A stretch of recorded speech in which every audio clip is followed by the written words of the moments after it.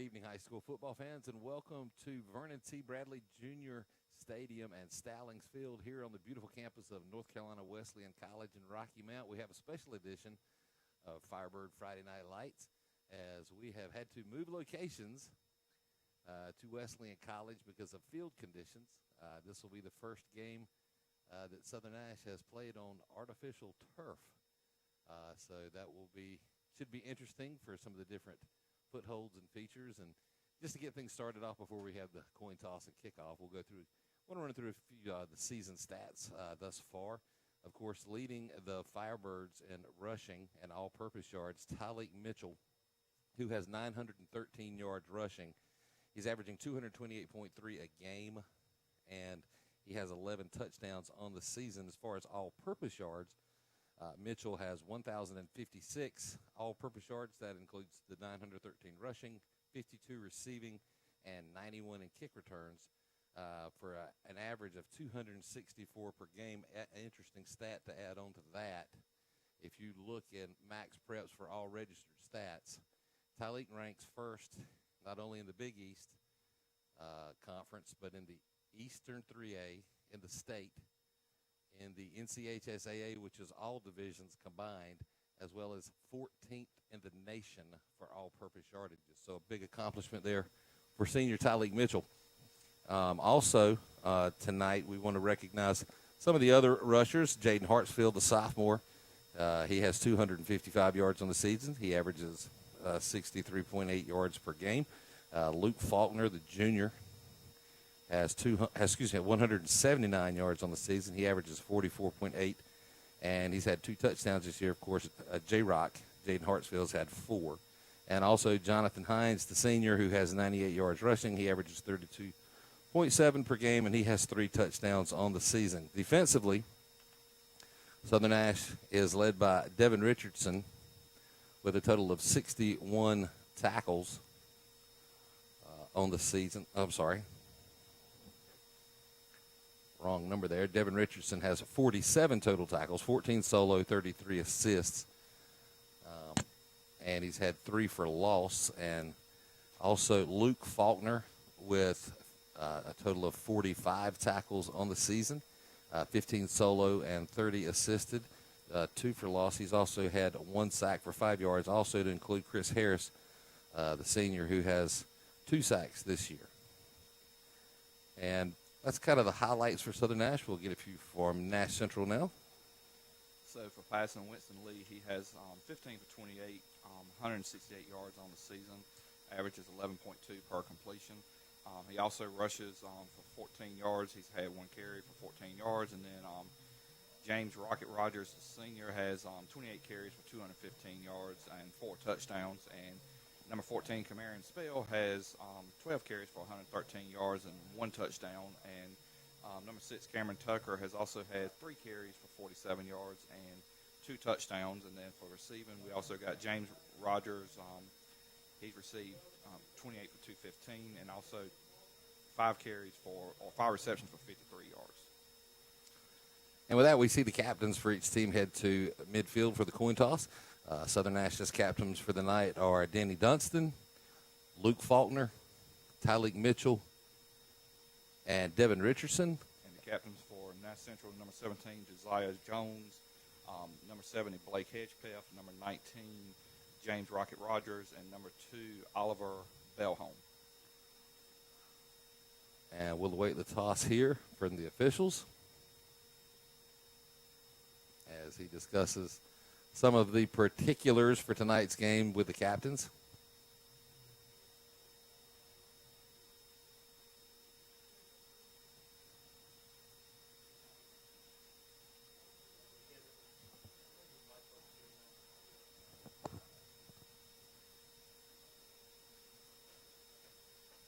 And as he shows the coin to the respective captains, we'll get ready to see this thing go in the air.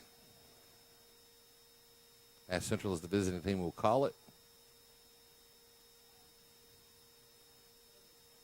And it appears that Southern Nash has won the toss, and they will defer to the second half. So Nash Central will send out their receiving team, and Southern Nash will kick off. So we'll take a look at James Rocket Rogers and Winston Lee, the offensive leaders for Nash Central, to start tonight's game. Once again, we want to welcome all the high school football fans here to Rocky Mount and Vernon T. Bradley Jr. Stadium and Stallings Field here at beautiful North Carolina Wesleyan College. It's Southern Nash versus Nash Central, and the first Big East Conference matchup of the season. We are ready to go. It's, of course, as always, is Brent Cohn alongside Kenneth Fly in for the night. And we are ready to get things started here. Once again, this is Firebird Friday Night Lights.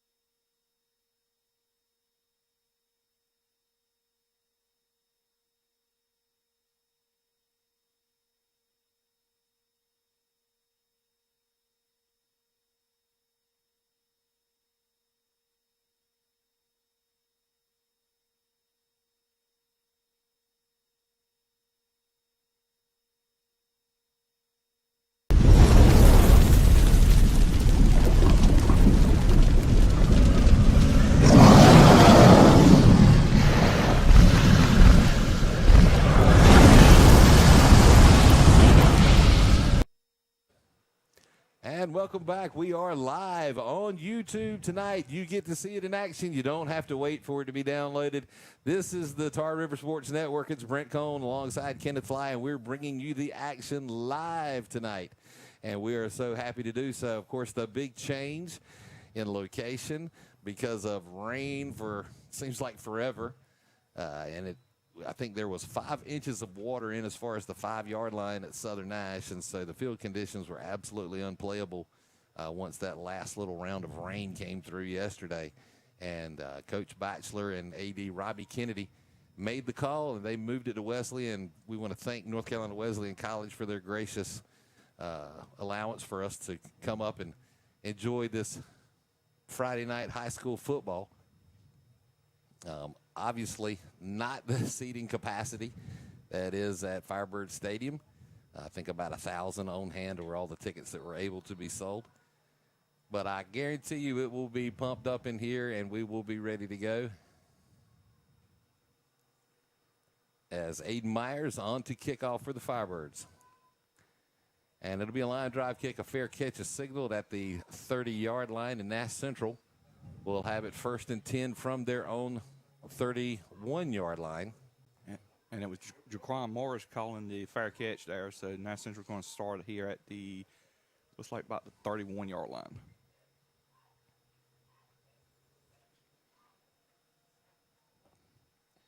Of course, as Kenneth mentioned in the pregame stats, the ones to watch for, obviously, James Rocket Rogers, who leads the rushing yardage for Nash Central. And it looks like he'll take the first handoff. He's around the right end. A flag comes in behind the play. He's got a lot of room. He's going to take it all the way. And Nash Central will take it into the end zone, but that is going to be brought back with the penalty flag. We'll wait to see what the call is. Holding on the offense. So a tough break there for Nash Central, as that drawing first blood was desperately needed against the 4-0 Southern Nash Firebirds. Of course, Southern Nash with the huge win last week as they traveled to Southern Alamance in the rainy weather and pulled out the 22-20 victory with the Tyleek Mitchell last-minute touchdown to pull back ahead of Southern Alamance and take the Firebirds to undefeated on the season. So the holding penalty will take 10 yards off, and it'll back Nash Central up to the 21, and they'll have 1st and 20 now.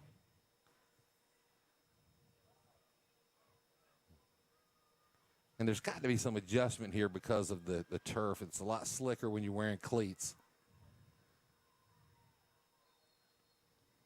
And I believe that was Rogers again on the carry. He looked to the right end and picked up, looks like maybe 3 yards.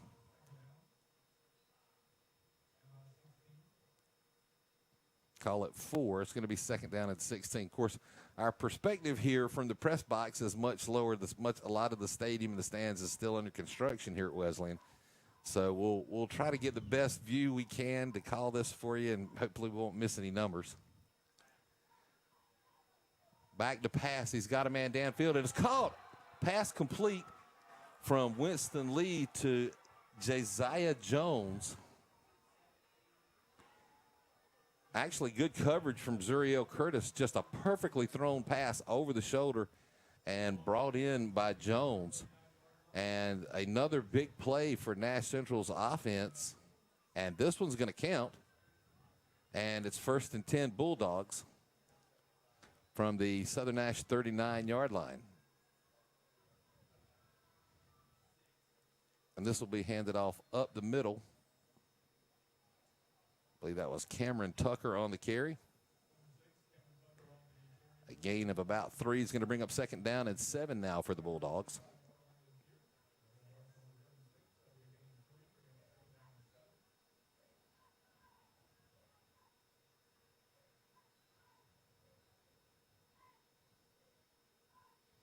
And this will be Rogers, who'll run right off the right tackle. He'll take it across the 25, the 35, down to about the 34-yard line. So a pickup of a couple is going to bring it, we'll call it 3rd and 5 here.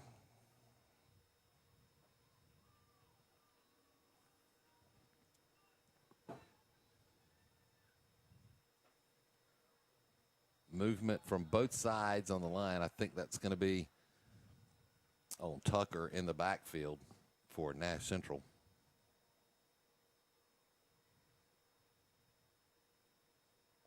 Oh, they called encroachment on the defense.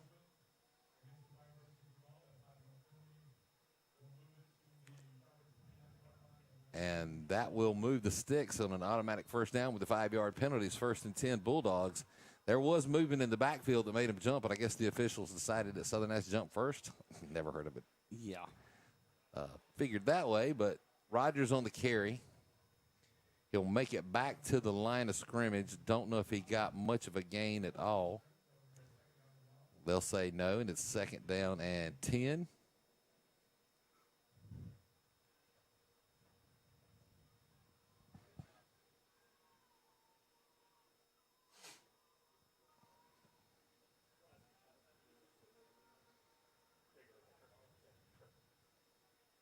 Lee under center. A pitch to Rogers. This time he'll look to the left side. He tries to cut back in and met by a gang of Firebirds. And that right there where he tried to cut, that could be a difference between playing on natural grass versus AstroTurf. Absolutely, you could tell. And that's one thing, obviously, that concerns me. The longer cleat can dig in, and it can actually catch in the turf material. And obviously, we don't want any injuries tonight. I know they play a lot of 7-on-7 here during the summer, but there's no run plays and no tackling in the 7-on-7. It's all passing. And as we say that, Lee's in the shotgun, and he's going to look back to pass. He'll look to his right. He's got men open. And through the hands of 2 defenders and off the chest of David Porter, it'll be incomplete, and that's going to bring up 4th down now for the Bulldogs.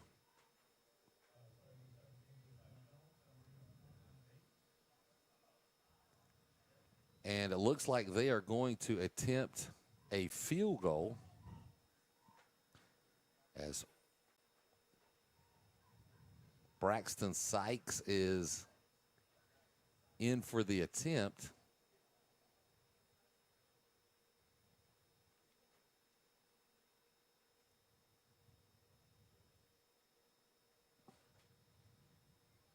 And this will be about a 37-yard field goal. And timeout will be called by Nash Central. And that'll be the first timeout of the quarter with 8:28 remaining in the first. And, of course, tonight's game is brought to you by Baker's Professional Construction Services. They specialize in everything landscaping, from drainage to erosion solutions, French drains, grading, landscape repairs, rock, stone, and concrete.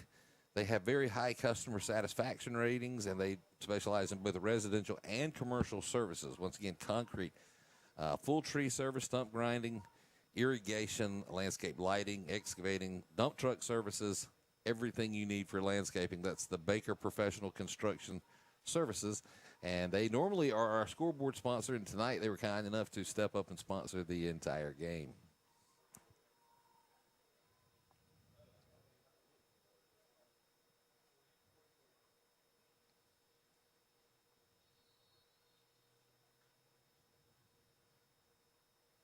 So Sykes on for the attempt. It's down. It's got enough distance, but it will be wide to the left and no good. And Nash Central will turn the ball over on downs, and Southern Nash will take possession, 1st and 10 from their own 27-yard line. Where, again, it's hard to really see from our perspective. We're kind of low.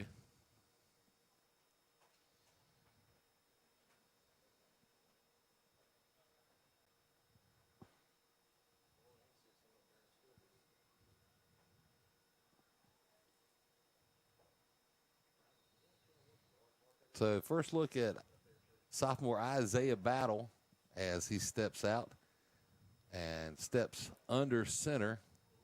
Mitchell goes in motion. He'll take a pitch and look right up the middle. He'll take it out to about the 20. Like to about a 24 or maybe 25.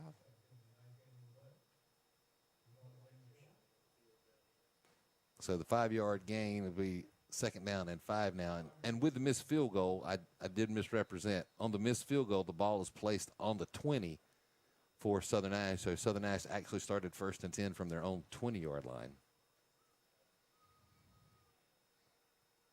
And it's Mitchell again up the middle. He fights through a lot of tackles and takes it out across the 35. Looks like they're going to mark him down at about the 38-yard line.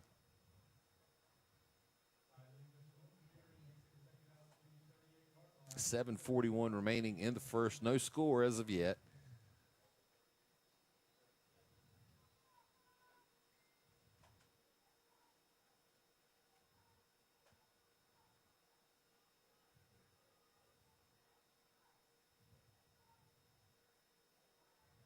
I believe that was Mitchell again on the carry. Couldn't pick up that. It was.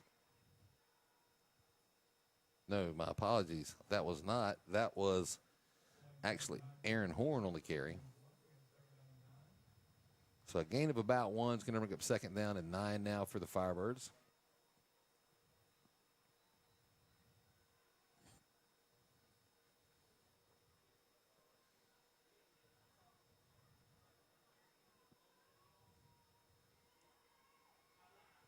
And that's Tyleek Mitchell exploding once again through the middle of the offensive line out to midfield. And Jaden Whitaker for Nash Central, number 59, he stopped Tyleek Mitchell by the shoestrings, and if he hadn't have stopped him, it would have been 6 on the board. Now, interestingly enough, Tyleek Mitchell is known for his quick explosion as he can hit the end and leave defenders behind him, and he's attacking the middle.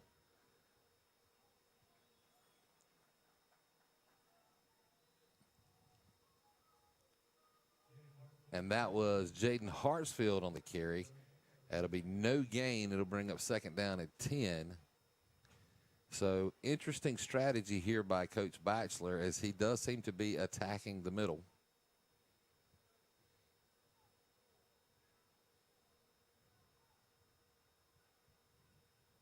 Of course, Nash Central has to be ever aware of their exposure on the ends as they collapse to protect the interior.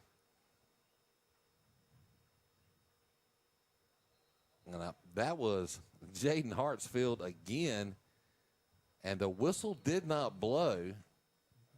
We're waiting to see if they're going to mark his knee down.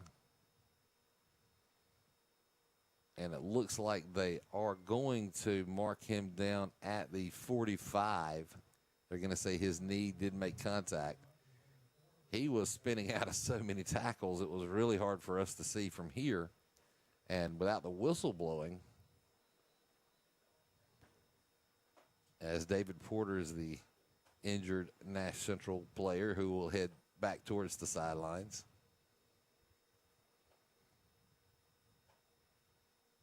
An official timeout for that with 5:36 remaining in the first. Still no score. Southern Nash on the move. It's 3rd and long 4 here for the Firebirds.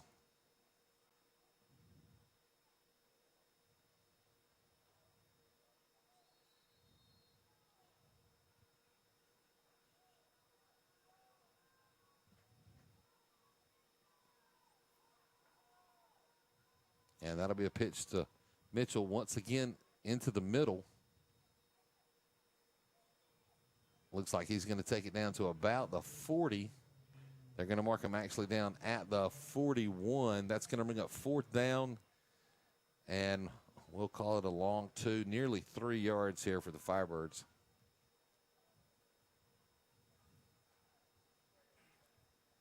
And it appears that Coach Batchelor will go for it here.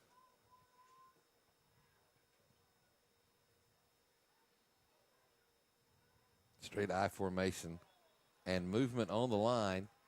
Believe that may be against Nash Central. And with the encroachment call, that will be an automatic 1st down for Southern Nash.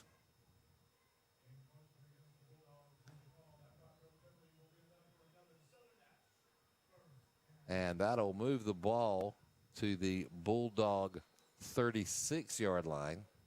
1st and 10 now for the Firebirds. 4:44 left in the first. A lot of F's there. Got it. Likes the tongue twister. And Mitchell will look to the inside, break it back to the outside, but he's going to be stopped behind the line of scrimmage and actually thrown for a loss. We'll see where forward momentum gets him. It's like a loss of 1 on the play. So 2nd down and 11 now for Southern Nash.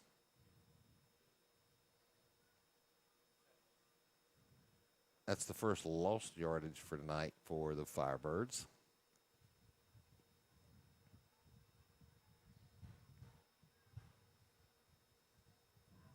And that's a pitch to Hartsfield, I believe, on the carry.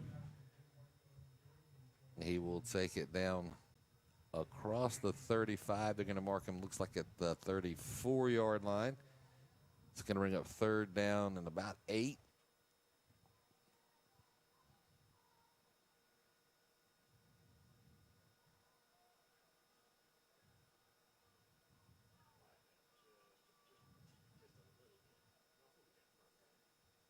And a pitch to Mitchell, who'll look to the left side. He'll be hit at the line of scrimmage. May have gained a yard, and that will give him 1 yard. It's going to bring up 4th down and a long 7.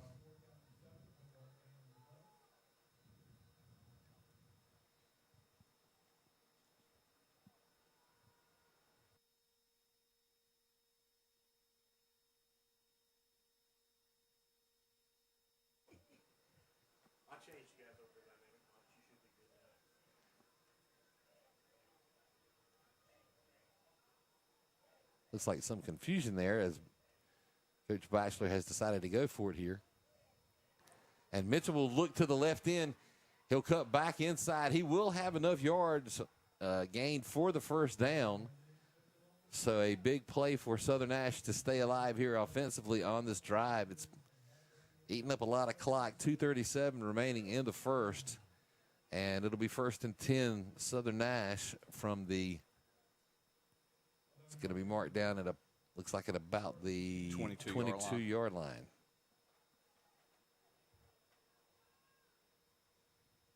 Mitchell again, he'll try to find some room around the right end. He'll find it, make the cut. He'll finally be brought down.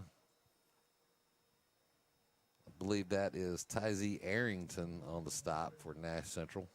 And one of the things it looks like here for Tyleek Mitchell, and it may be a case where they're playing on a new turf here, Tyleek Mitchell looked like he just had to get comfortable on the turf. And with that gain, it'll be 1st and goal now for the Firebirds. And the ball is on the 8.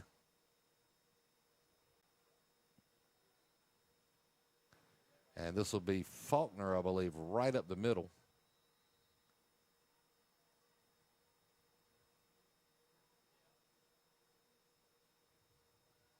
Trying to pick up a number here.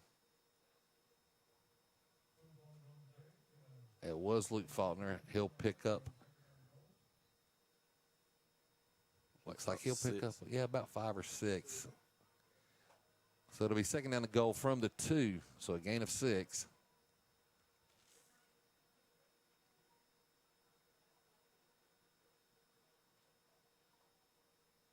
And the ball comes loose. And Nash Central got it. It has not touched the ground. The ball is still live. The ball never touched the ground, and they're going to do a scoop and score. Nash Central will take it 100-plus yards into the end zone.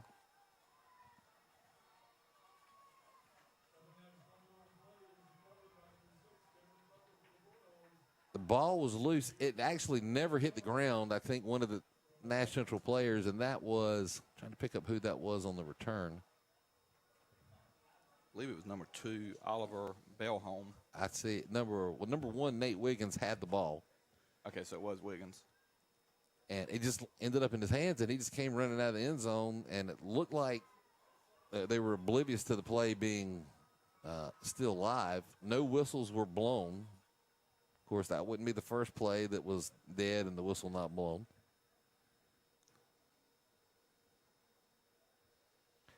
But with that, Nash Central, 59 seconds remaining in the first quarter, and a huge defensive play for the Bulldogs. And it's 6-0 with the extra point attempt upcoming.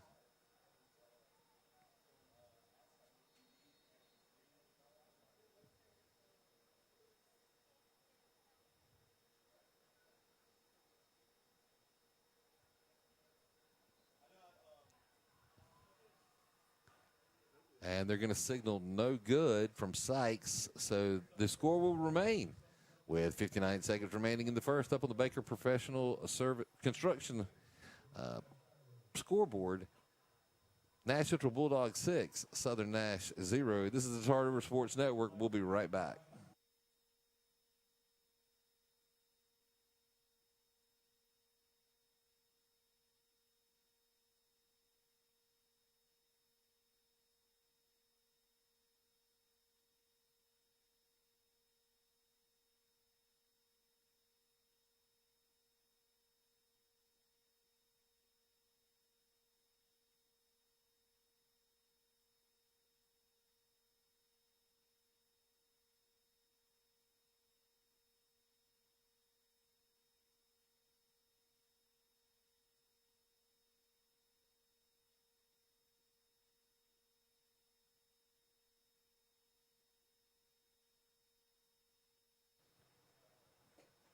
So we are back live here on the Tar River Sports Network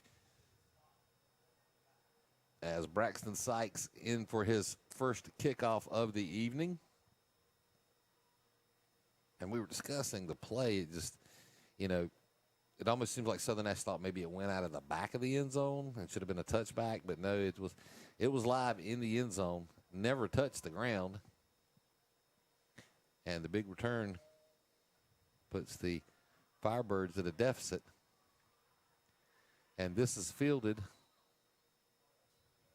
Trying to see who that was on the return. That is actually Cam Lyons on the return. A nice return. He's going to be more. He's going to take it all the way out to the Southern Nash. Oh, wow. They're really backing it up. I guess they're going to say he stepped out of bounds. Once again, I could hear no whistles. We are in the press box we are in does have, it's closed off its windows, and we were able to hear some whistles, but I couldn't hear that one.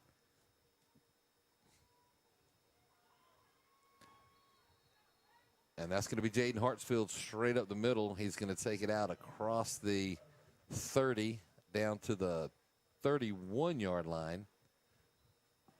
And it's going to bring up a second down and short now for the Firebirds. 33 seconds remaining in the first.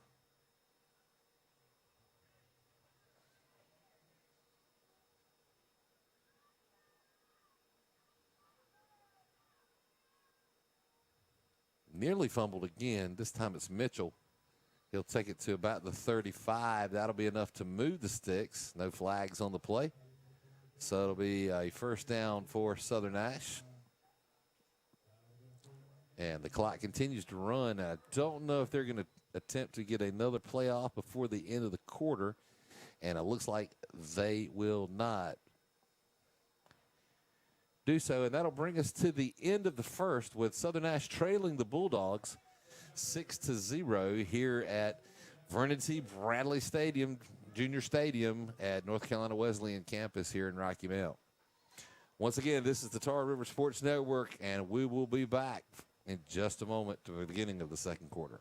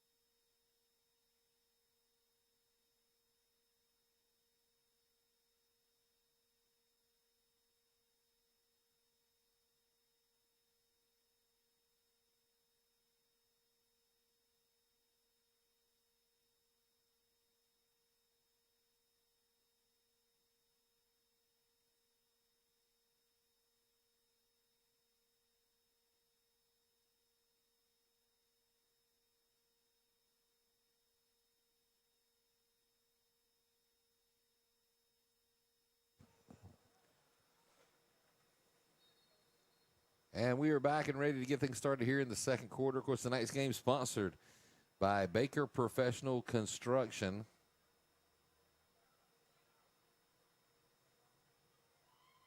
And that's going to be handed off to, trying to pick up a number here. And that was Jaden Hartsfield on the carry. He'll take it out to the 40.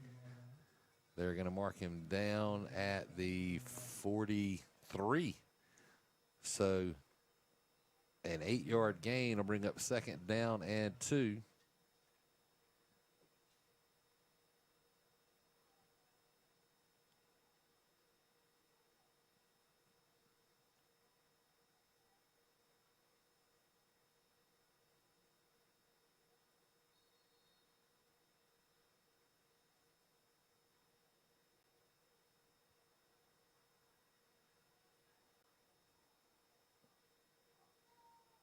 Believe that is going to be J-Rock again. He'll take it to the sidelines.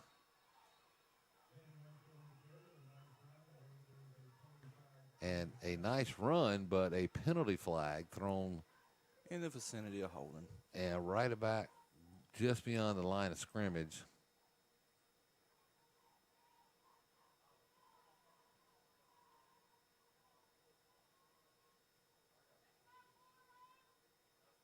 And they're going to pick up the flag and say no penalty. No flag.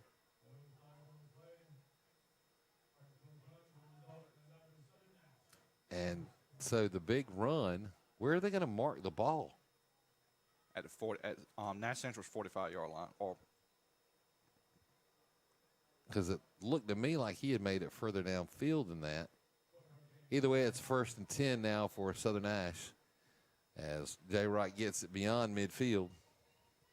And it'll be Tyleek Mitchell who will make that turn around the right end. He's going to cut back and juke 2 tacklers, and he's going to take it all the way into the end zone where I don't see the touchdown signaled.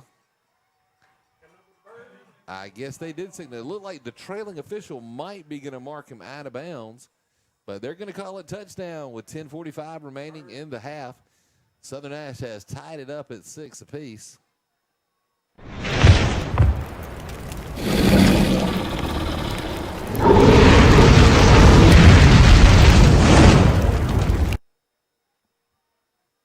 And Mitchell with some nice footwork on that turf.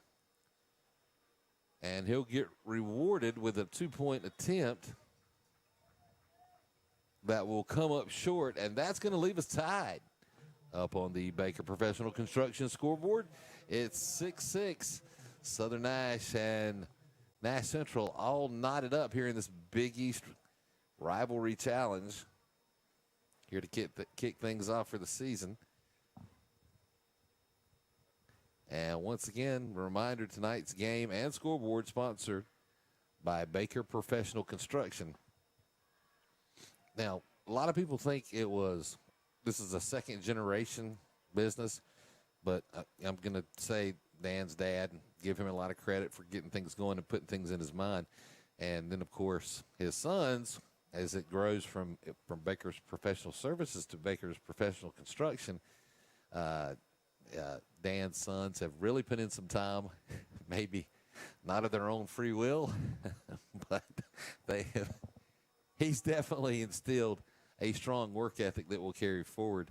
And not only second and third generation for a business, they are 3 generations of Southern Nash students and graduates, and they are all in Southern Nash. So once again, thank you to Baker Professional Construction for your continued support of the Tar River Sports Network, as well as everything Southern Nash athletics.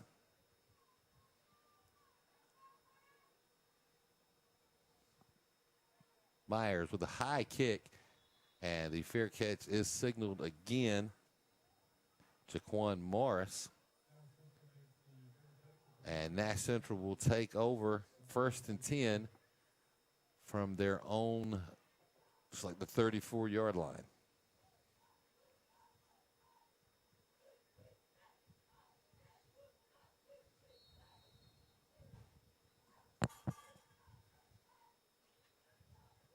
So offensively thus far, Nash Central had the big opening run that was called back for the hold, and then the big pass play. Aside from that, Southern Nash's defense has been pretty effective in stopping the Nash Central offense. Of course, the Bulldog one score was a defensive score on the 100-yard scooping score on the fumble down at the goal line. Movement on the line. Believe that should be a false start. Looked like the left guard maybe jumped. Yep, false start against Nash Central is the call. Back them up 5 to the 29-yard line. And kind of a strange situation, too, here tonight. You may have kind of picked up that the officials will step to the home sidelines, which is opposite field from where we are. And all the cameraing and everything is on this side. Normally the press box, everything is on the home side. But Southern Nash obviously in front of the bleachers on the other side. So officials signaling to the Southern Nash bench with all the calls.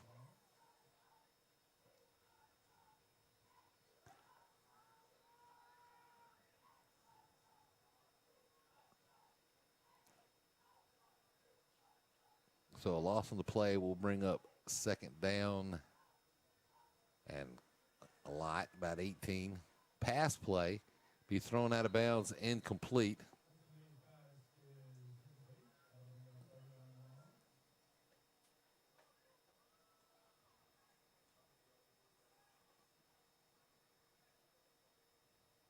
So the ball is actually on the 23-yard line, and the line to reach would be the 44. So this will be 3rd and 21 now. Rogers with the carry, tries to slip some tackles. He's brought down, but it looks like there will be a face mask called. That one was so I almost grabbed my flag from up here. That one was pretty obvious. That should be from the end of the run. Rogers was slow to get up, but he is on his feet and moving nicely. Glad to see that.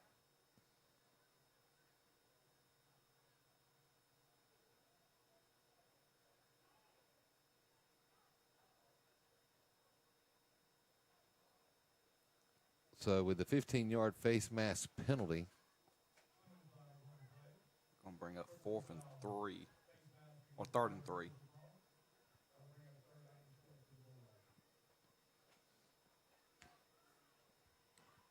So Southern Nash manages to give them back the majority of the yardage that was lost to penalty and the tackle for loss. And it'll be Rogers again. He's hit hard at about the line of scrimmage. May have managed to get forward and pick up just a little. It's going to be 4th and 2 now. We'll give him a credit for a yard there. And it appears Nash Central will go for it here on 4th down in their own territory. And they are hit in the backfield. That's Zion Odom. And Luke Faulkner. And also close by, I don't have number 60. So a big tackle for loss, and Nash Central will once again turn the ball over on downs. Of course, the first time was on the missed field goal attempt. And it'll be Southern Nash football, 1st and 10 from the Nash Central 39-yard line. So great field position here for the Firebirds. We'll get to see if they can take advantage. And you've got Faulkner, Mitchell, and Hartsfield in the backfield, along with Israel Whitaker out wide to the left. And Battle's going to look to throw. He's got Whitaker down the field towards the end zone. He's thrown behind him, and that'll fall incomplete. Israel had created some space and was out ahead of the defender. Battle threw it just behind him for the incomplete pass, and that's going to bring up 2nd down and 10 with 9:17 left in the half. All tied up at 6 apiece here at Stallick Field and Vernon T. Bradley Jr. Stadium in Rocky Mount.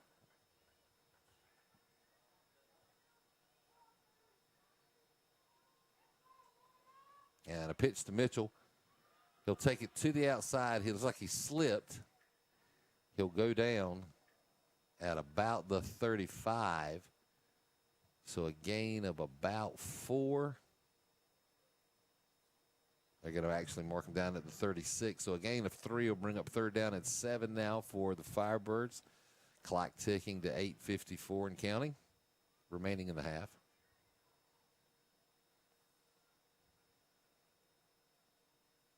And the ball comes loose again. Another scoot, and nothing but turf and opportunity to the end zone for Nash Central. And that's that picked up by Kevin Williams.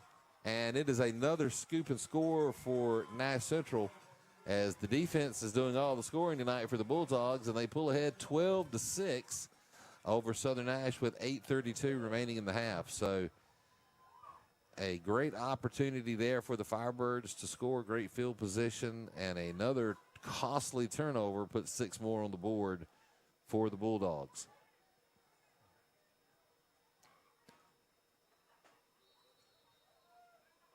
And it appears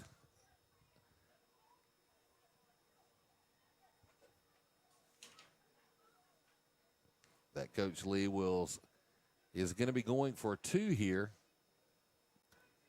after one missed extra point attempt as well as a missed field goal by Sykes. Lee's going to roll out to pass. He's got a man in the back of the end zone. He'll reach high. Waiting for the signal here from the officials. And they're going to say incomplete pass. It's no good. And so that leaves the score remaining with 8:32 left in the half. Nash Central 12, Southern Nash 6. This is the Tar River Sports Network, and we'll be right back.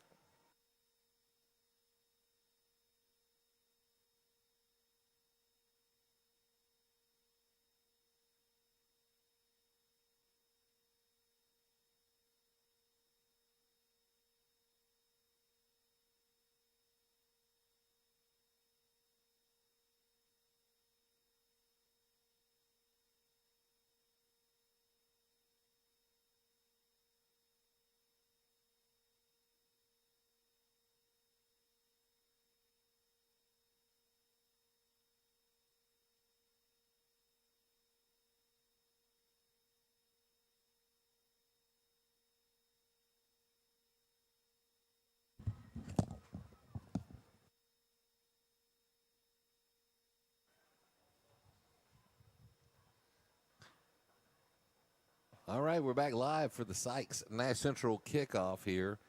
Bulldogs again leading 12-6 after two defensive scoop and scores for the Bulldogs. And this will be kicked deep. Mitchell will field it at the goal line. He's got some room to run. He's wide open. One man can stop him. And he'll take the shoes right off him. Number 14 comes from way back, and he takes the shoes off of him. Tyleek Mitchell collecting cleats as he heads into the end zone on the 100-yard kickoff return. And it's a special team score for Southern Nash, and it's tied up just that quick with 8:16 left in the half. It's 12-12 with the extra point upcoming.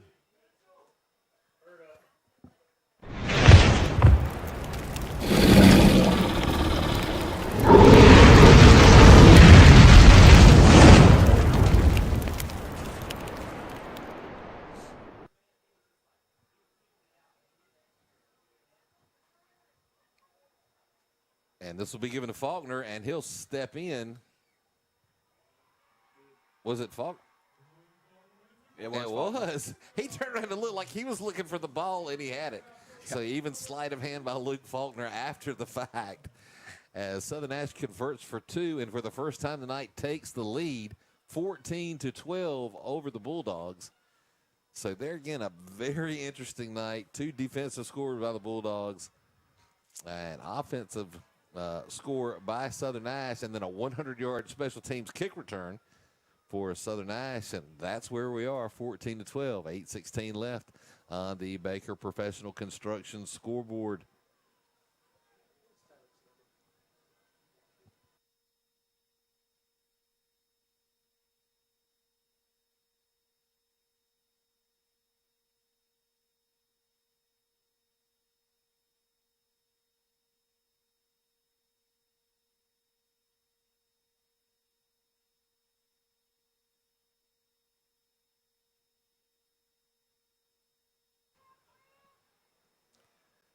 And this will be kicked toward the sidelines. It'll be touched and then roll out of bounds. So the penalty flag will not be thrown. And the ball will be down there for Nash Central. And they will take over 1st and 10 from their own 29-yard line. Now that was a mistake. Now, it was only a 6-yard mistake. But had the special teams player let that go out of bounds without touching it, they would have been 1st and 10 on the 35. Yep. So a little bit of a mental mistake there, but not too costly. Winston Lee will hand it off. Could not see who was the recipient because they ran into a sea of red and gray behind the line of scrimmage.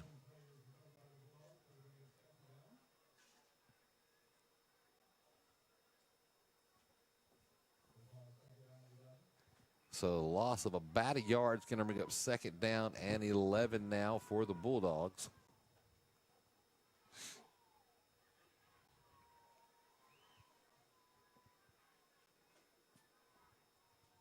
Rogers with the pitch. He's going to try to turn outside. He can't get there.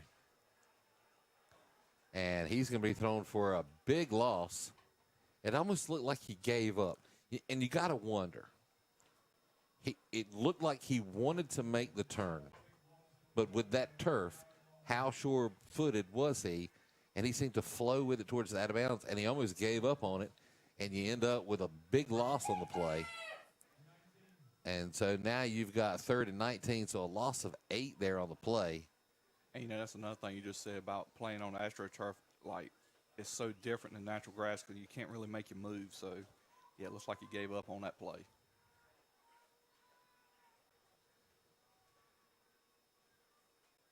Lee from the shotgun. He's going to look to pass. He's got a man open downfield. He's overthrown. Had an even on the fly pattern all the way downfield. Number 17, Josiah Jones, who was wide open but just didn't get it there. So I don't know if that was an underthrow to Jones or an overthrow. I almost think Jones didn't run the route per se, or it was miscommunication. I don't know exactly what was called there. Well, it was a nice go route. Jones got way out in front of it. But that's going to bring up 4th and 19 now for the Bulldogs. And Sykes on for the punt. And Hartsfield's back to return for Southern. And that's going to be blocked. It's going to be picked up and a score. That's Chris Harris on the score. And so a defensive score for Southern Nash on the block punt. And the scoop and score into the end zone for, there again, it was Chris Harris.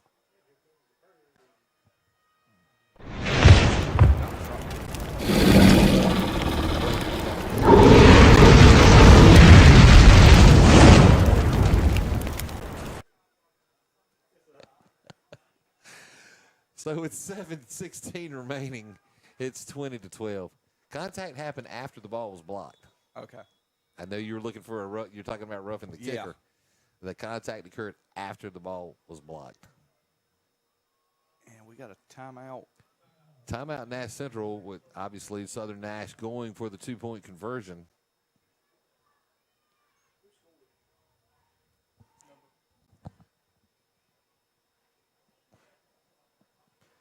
So a big defensive scoop and score by Chris Harris, number 63. We're sending in stats to some TV stations while we're talking. And Southern Nash pulls ahead 20-12. 7:16 remaining in the half.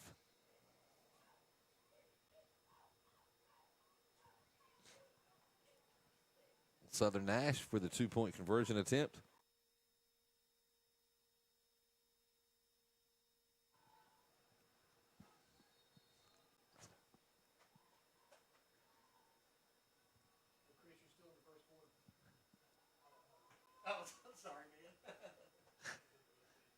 And again, on the 2-point conversion, this time that was Luke Faulkner. And another 2-point conversion for Faulkner. And the lead increases to 10 as Southern Nash pulls in front of the Bulldogs, 22-12, 7:16 remaining in the half. So just a crazy shift of momentum. It's been the story of the defenses tonight. 2 scoop and scores, a block kick, and, of course, the special teams. Offense has been kind of, Southern Nash had the big, nice drive, marched 80 yards down the field before they fumbled. But outside of that and a big pass play by the Bulldogs, and then, of course, a big run that was called back for a hold for the Bulldogs as well. But outside of that, it's been kind of the ground and pound type offense. There again, you got to wonder how much of that is on the footing and trying to get a little more sure-footed on this turf.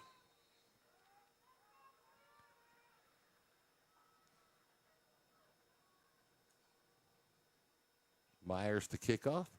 That'll be right in the middle of the field. There'll be opportunity for a return. He slips through And that is Josiah Jones on the return. He'll cross midfield on a nice return for the Bulldogs. And Nash Central will take over 1st and 10 on the 50-yard line.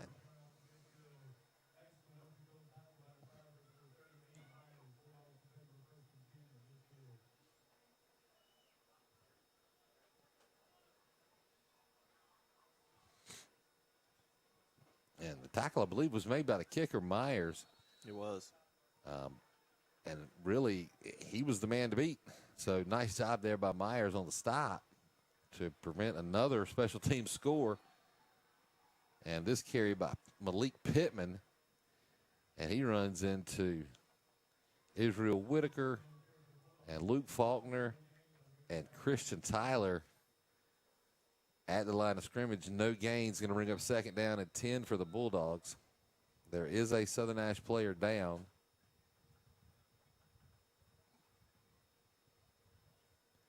I believe that is Danny Dunston. Yes. Having a hard time reading numbers here.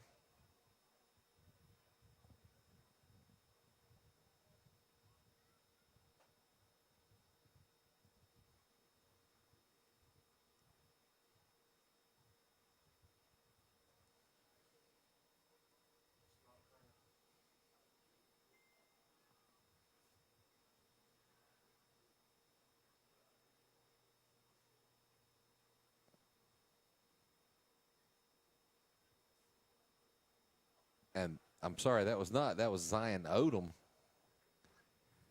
who does get to his feet with some help, but walks off under his own power, is favoring that left leg a little bit. So you don't know if that's a case of turf burn or if there was something that twisted and turned with the foot plant.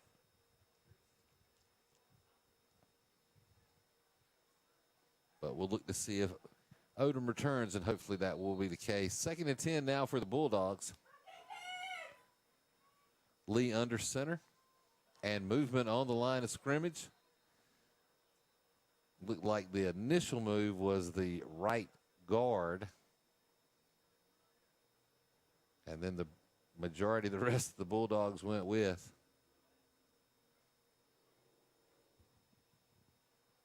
There is a flag on the play.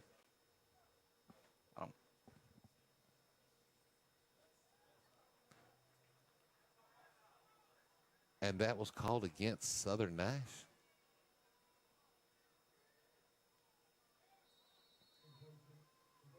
They called encroachment. There again, the offensive line all jumped before the ball was snapped. I'm not understanding that call. Handoff again to Rogers, and he will make it back to, he's actually going to lose about a half a yard, so we'll call it 3rd and 6 now for the Bulldogs after the pickup of 5 on the encroachment penalty. I'm not understanding. If the ball's not snapped and the offense moves, that's offsides. Yeah, it's a false start on the offense. So that's 2 of those tonight. I'm there again, trying to figure this one out. This is handed off to Rogers. He's got some room in the middle. He's across and deep into Southern Nash territory. Cross the line to gain. It will be a 1st down Bulldogs. No flags on the play. Other than the called back touchdown, that was Rogers' best run of the night. 17-yard run. So it'll be 1st and 10 Nash Central from the Southern Nash 28-yard line.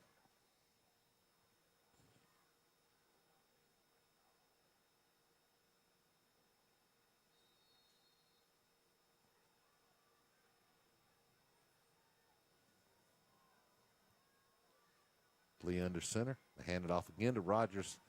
He'll try to look to the left end, and you got to keep that momentum going forward. And Southern Nash makes them pay a big loss on the play, as there's just an absolute wall of Firebirds. And so with the loss, that's going to bring up 2nd down and about 16.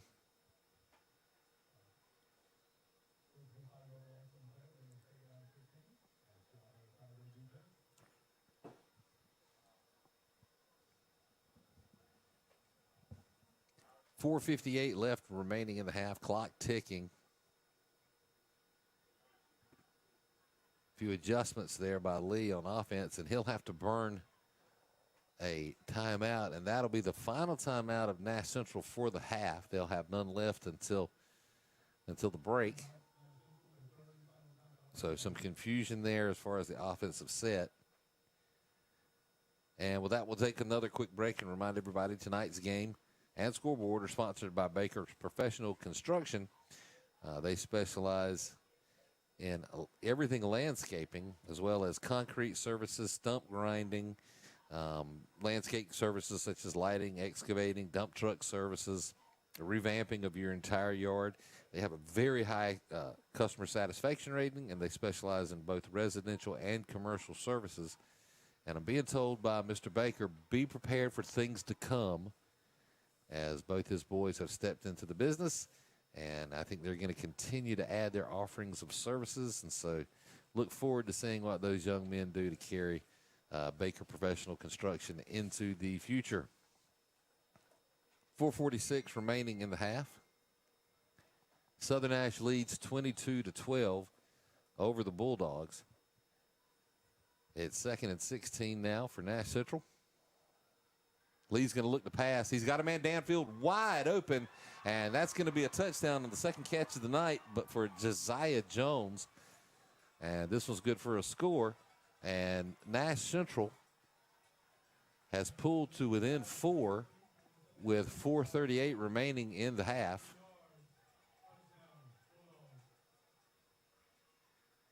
So another really, that ball was perfectly thrown again.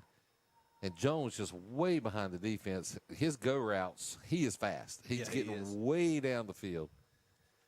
And Lee with enough arm to get it to him. He had the play earlier. I don't know if Lee had enough arm to get it there. But that one counted. And Sykes on for the extra point attempt. The whistle will blow. It was wide to the right. Looked like maybe there was some movement. We'll look for the call here. I don't see a flag. Apparently there is one. It was a false start on the offense. That'll back up the attempt by 5 yards.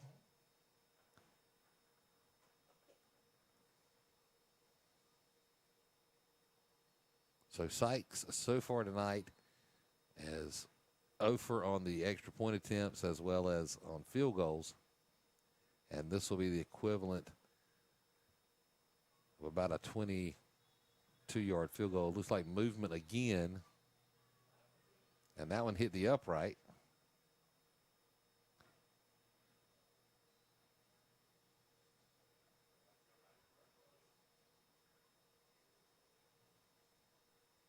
Waiting for the signal here. And it looks like that's going to move back towards the goal line, as it will be against Southern Nash.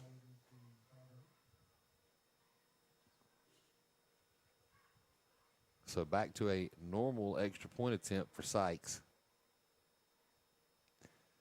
who is still searching to find the middle of the uprights, but this will be his 3rd shot in a row. And it seems like he is dialing it in. We'll see what he can do here. Once again, 4:38 remaining. Nash Central trails by 4.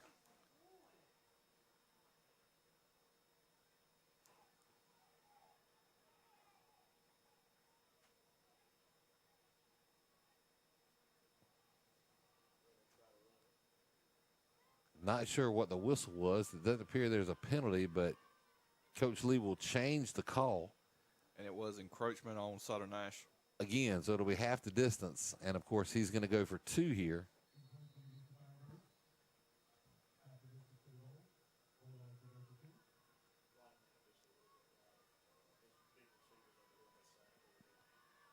Rogers slips and falls down. They do not blow the whistle. I do not see a signal given. They now will signify the attempt is no good. Once again, a little slow on the whistles. I mean, he was down on his knee, got back up and went to the end zone when they blew the whistle. But obviously the extra point attempt, the 2-point conversion, no good. And Southern Nash remains in the lead with 4:38 remaining up on the Baker Professional Construction scoreboard, 22-18 by 4 over the Bulldogs. This is Harbor Sports Network. We'll be right back.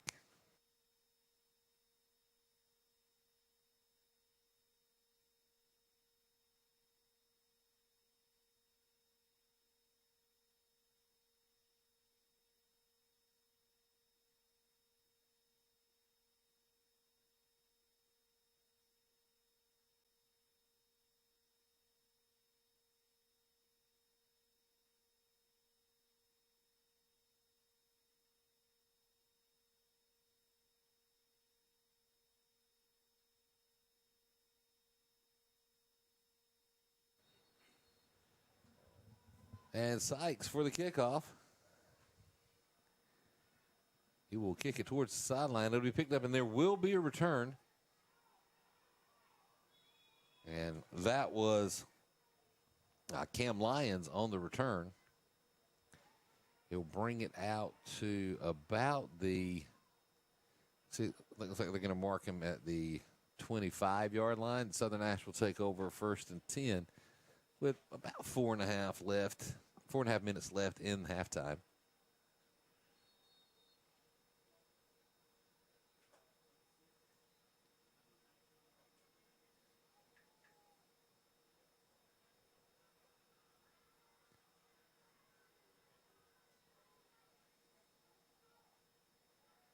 And this will be up the middle. That is, I believe that was Hartsfield on the carry. No, that was Hartsfield on the carry.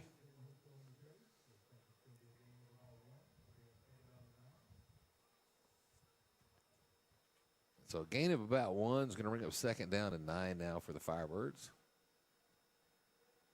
Of course, Southern Nash offense has been moving the ball fairly well. 2 big costly turnovers have been the difference there. Looks like they lost it again. Mitchell picked it up, and he'll look around the left end. And, wow, he turns the Jets on. He's going to take it all the way to the house, but I believe there is a flag back near the line of scrimmage, and that's going to come back. A 74-yard touchdown absolute sprint by Mitchell.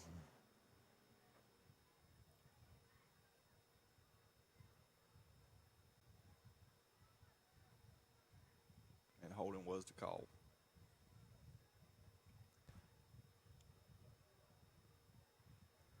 So that now is 2 big touchdown runs, one by either team, both called back because of holding. So a few things to button up for both teams. 2 costly mistakes, and that'll bring us down to 3:40 remaining in the half. Going to back Southern Nash up 10 yards. It'll be 1st and 20 now for the Firebirds.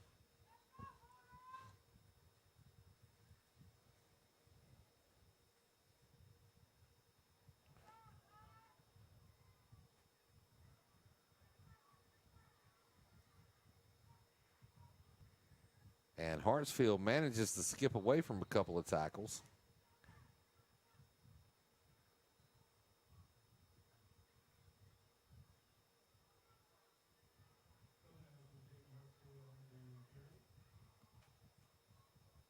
And he's going to come up favoring. It looks as though he's limping a little bit. We'll keep our eye on that one. It's going to bring it back to the original line of scrimmage. It'll be 3rd down and 10 on the 10-yard gain. And they'll call Hartsfield's number again. And he's going to take it out close to the 35. See where they mark it now. That's very close to the line to gain. So it looked like a gain of maybe right at 8 yards. So it's going to bring up 4th down and 2 for the Firebirds. 2:45 and ticking away in the half here at the campus of North Carolina Wesleyan. And it looks like there's going to be a tackle for loss there. That was Faulkner on the carry. And Southern Nash will turn the ball over on downs. with just over 2.5 minutes remaining in the half. And Nash Central with excellent field position. It's 1st and 10 Bulldogs from the Southern Nash 34-yard line.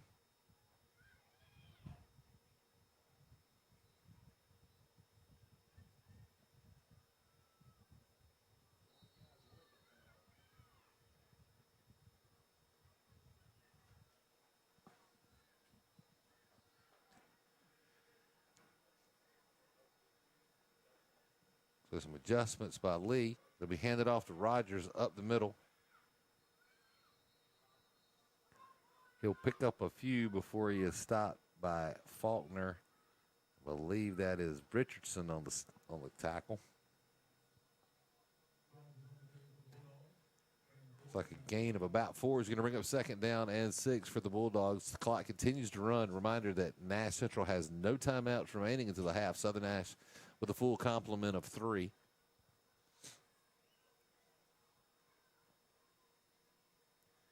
This will be handed off again to Rogers. He'll look to the left tackle. He's brought down by Faulkner. Another short gain.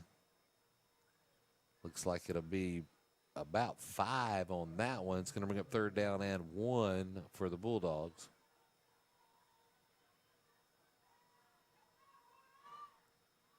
And Rogers will turn to look to the left end. This time he makes the turn.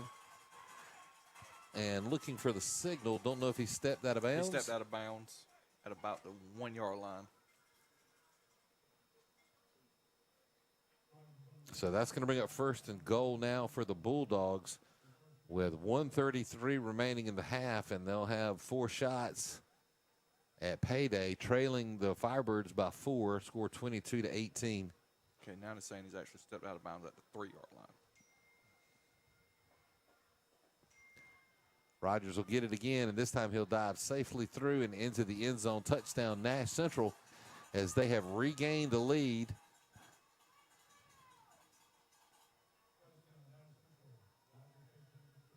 With 1:29 remaining in the half. It's now 24-22. Nash Central with Sykes on for yet another extra point attempt.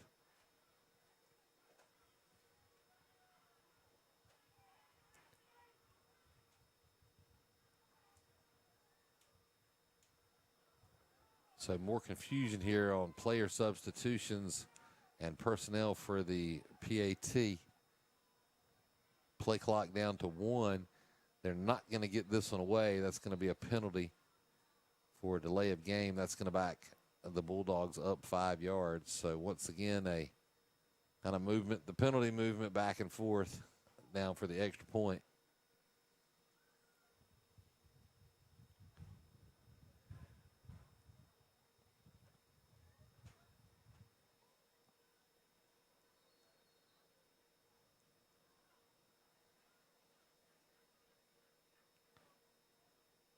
So it's like about a 25-yard field goal attempt now for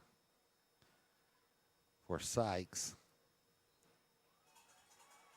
And he will split it on his first made field goal of the evening, extra point. And the Bulldogs pull ahead 25-22. Once again, 1:29 remaining up on the Baker Professional Construction scoreboard. Firebirds trail by 3 here at Vernon T. Bradley Jr. Stadium in Rocky Mount, North Carolina. This is the Tar River Sports Network. We'll be right back.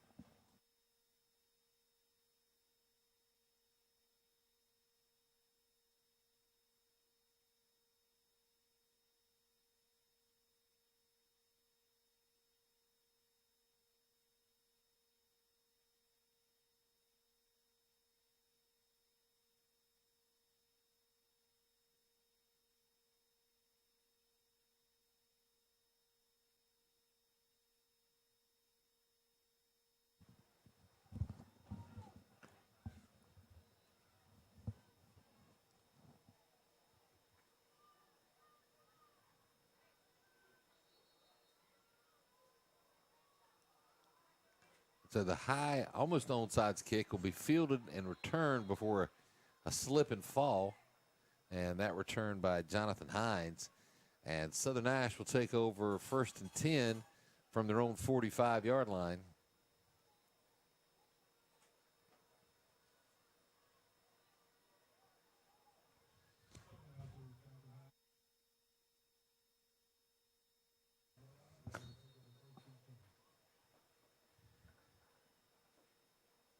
And Hines will remain in the backfield alongside Faulkner and Mitchell. Battle under center. And this will be handed off to Mitchell, who'll cut it in off the left tackle. He'll take it out across the 50 to about the 48-yard line. That's where we're going to mark him down. It'll be second down and about 4 yards now. Second down and we'll say 3. Southern Nash still has all 3 of their timeouts left here, approaching a minute left in the first half. Another pitch to Mitchell. He's caught in the backfield. And that was actually a very nice stop by Tyleek Morris. Tyleek tackled Tyleek. A loss of about a yard. It's going to bring up 3rd down and 4. And Southern Nash will use their first timeout of the half with 54 seconds remaining and trailing Nash Central by 3. Once again, the night sponsor, Baker Professional Construction. All your landscaping needs, grading, landscape repairs, rock, stone, and concrete, full tree service, stump grinding, you name it, landscaping-wise, they can get it done.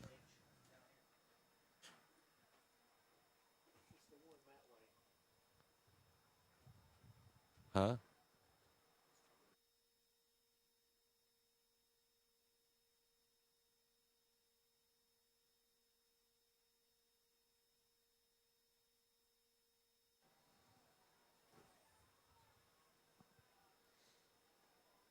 Battle under center. Hand off to Mitchell. He'll look around the left end. He'll make the turn, dive across the 45, and that's where he'll be marked down. Clock continues to run, 44 and counting. And that will be enough to move the chains. It'll be 1st and 10, Southern Nash.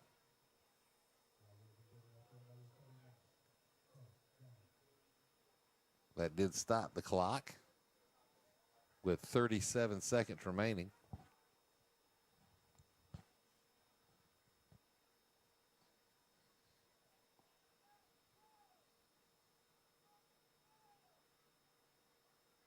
So it looks like some discussion with the officials. Not sure what that's about. No timeout has been called. Southern Nash still has 2. And, of course, Nash Central, no timeouts remaining in the half. It's 1st and 10, Southern Nash from the Nash Central 44-yard line.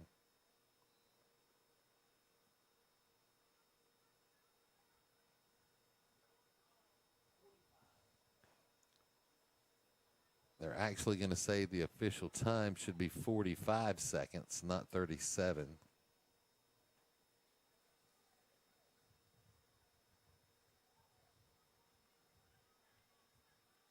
So a valuable 8 seconds put back on the clock for Southern Nash. And now begins to run. Battle under center. And this will be pitched to Hines. A very loose pitch. Hines actually had to reach out and grab it. Some second efforts there by Hines will take it down to the 40. And Southern Nash will burn their second time out of the half. It'll be 2nd down and 6 for the Firebirds with exactly 30 seconds remaining in the first half. Firebirds trailing by 3, 25-22 for the Bulldogs. This is the Tar River Sports Network. We'll be right back after this timeout.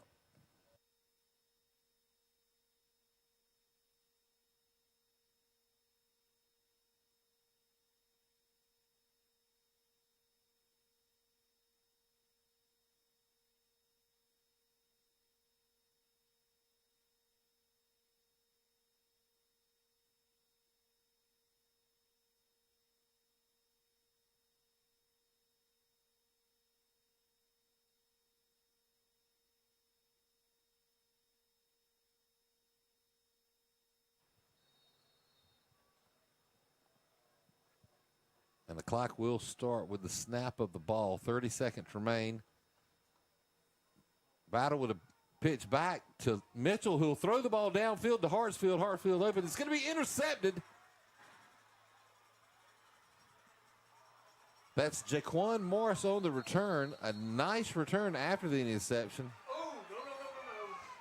And some activity out of bounds after the play was stopped. Flags will be thrown.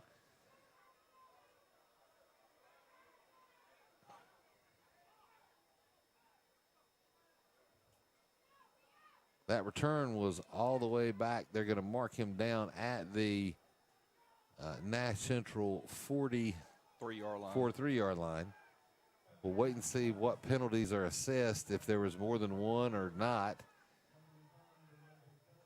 There was obviously some celebration, and then there was some reaction by the Southern Nash players with a push. So this could get a little more than just a penalty. We'll wait and see what the officials have to sort this out. There is 16 seconds remaining up on the Baker Professional Construction clock.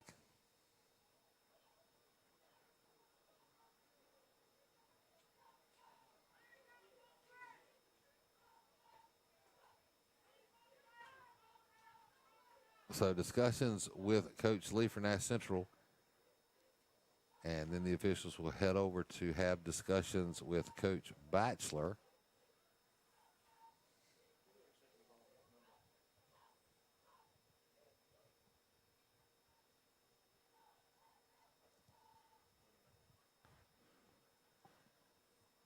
So discussion continues. We'll wait to see what the signal is. There's a holding called that'll be declined against Southern Nash. Personal foul against Nash Central.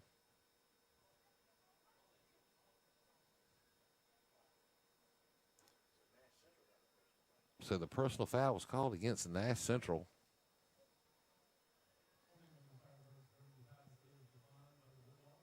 And that'll back the Bulldogs up. You know, that happened right in front of us. It was obvious there was some celebration after the touchdown, or excuse me, after the interception and the return.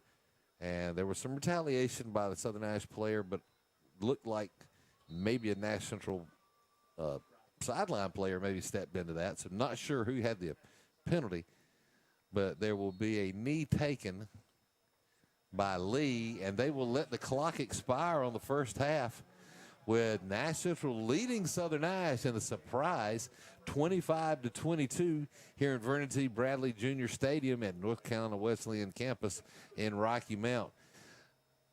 Obviously, with the change of venue, there will be no band, so we apologize for not being able to provide a band performance at halftime. I know a lot of people look forward to that. And so we will take a break here on the Tar River Sports Network. This is Brent Cohn alongside Kenneth Fly. We'll be back for the second half coverage in just a few moments.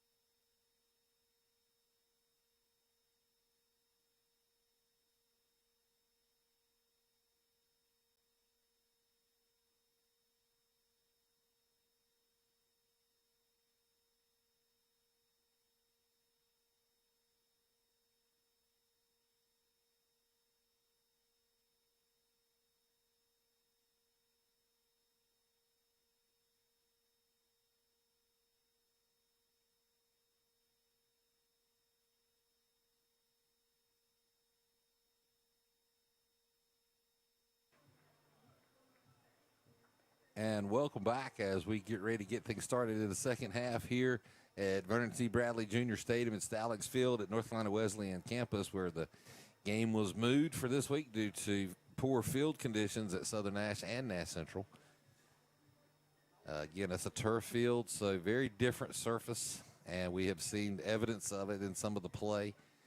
Very odd scoring, kind of a recap for tonight. There have been 4 non-offensive scores, 2 by each team. Southern Nash with a blocked punt for a score and a returned kickoff, 99 yards by Tyleek Mitchell for 2 Southern Nash touchdowns. And, of course, for Nash Central, 2 scoop and scores, one for 99 yards, and the other one I think was about a 60-yard scoop and score for Nash Central. So 2 big defensive plays for the Bulldogs. Of course, Southern Nash will get the ball here to begin the second half. They won the coin toss and deferred. And we're ready to get things started as Braxton Sykes is on for the Bulldogs to kick things off. And this one will go deep. And they will let it go into the end zone for a touchback. And Southern Nash will move out and take over 1st and 10.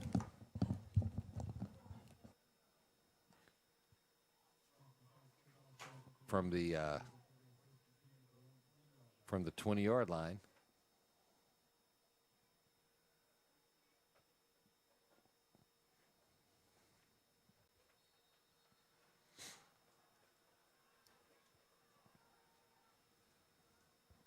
So a pitch to Jaden Hartsfield. He'll look around the left end. Can't find anything. He'll actually be thrown backwards. We'll see where they mark the forward momentum of J-Rock. They're going to give him a couple. It's going to bring up 2nd down and 8.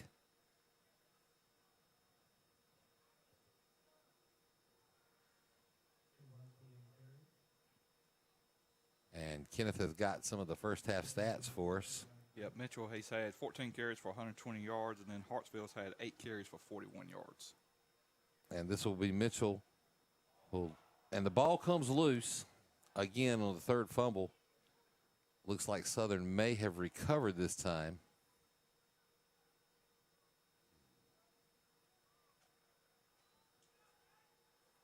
And that is the case. A loss of a little over a yard. We'll call it 3rd down and 9 now for the Firebirds.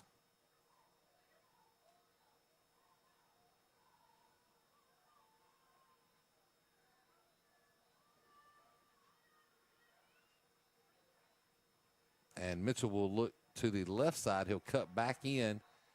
He'll be stopped and thrown backwards. Forward momentum will pick him up what looks to be about 4 or 5 yards. No, they're only going to give him about 3. So they got to bring up 4th down and 6 for Southern Nash. And for the first time tonight, Aiden Myers will be on for the punt for the Firebirds. So a good defensive stand to begin the second half there for the Bulldogs.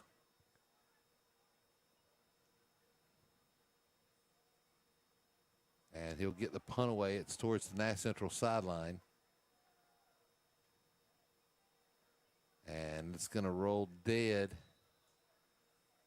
just shy of the 45, and Nash Central will take over 1st and 10 from the Southern Nash 44-yard line.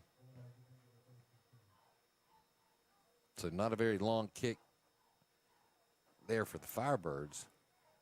And great field position for the Bulldogs to get things started. 9:52 remaining in the 3rd.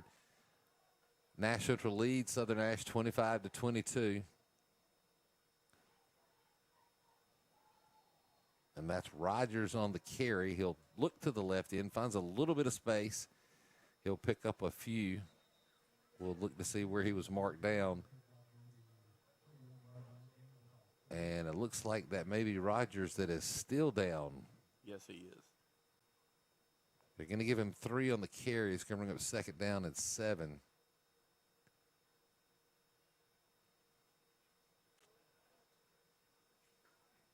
So that could be a big concern there for the Bulldogs.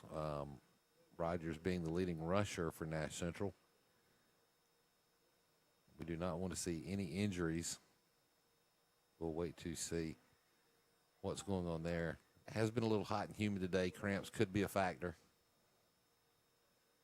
But there is always the ever-presence of the turf and the change of footing.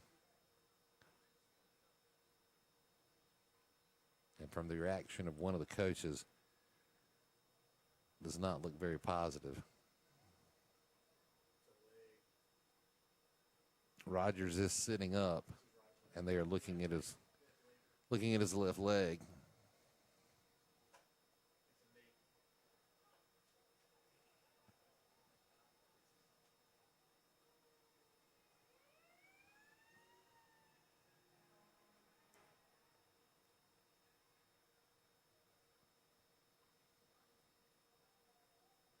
We'll take a brief pause here while they attend to Rogers.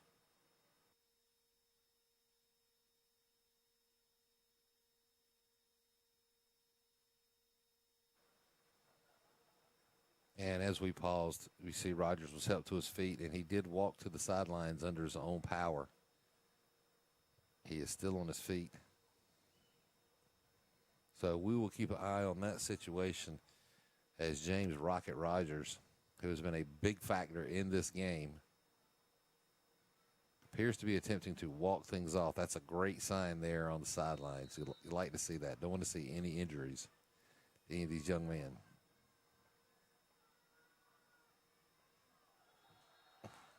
Looks like that's going to be encroachment against Southern Nash.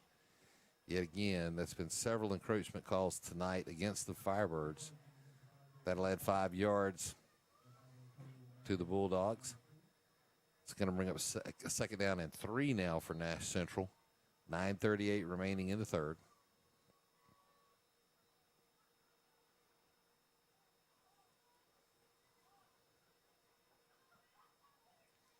Lee under center. And this is going to be handed off around the left end. There will be enough yards there. I believe that was Malik Pittman on the carry. He did reach the line to gain, and that'll be a first down for the Bulldogs. First and 10, Nash Central from the Southern Nash 31-yard line. Clock moving, 9:10 and counting in the third.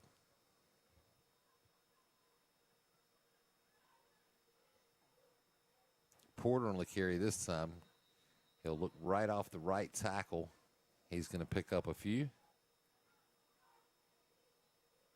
They'll give him 2 there. It's going to bring up second down and 8 for the Bulldogs.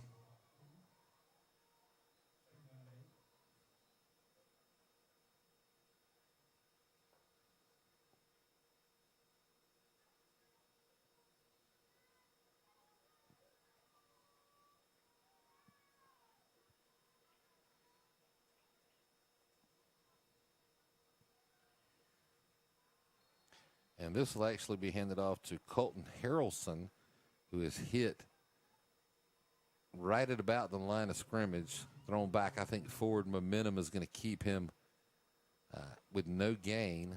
It's going to bring up third down and 8 now for the Bulldogs.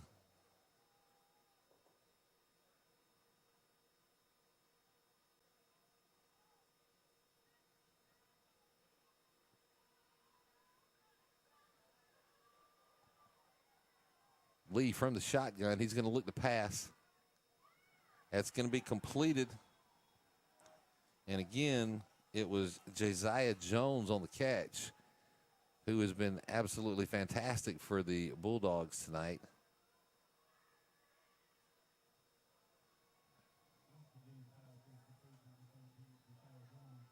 Josiah, a 5'10", 155-pound senior. A lot of speed. And this one will be handed off and run off the left guard. This carried by Malik Pittman after the first down by Jones reception. It's going to bring up second down and about 7 for the Bulldogs.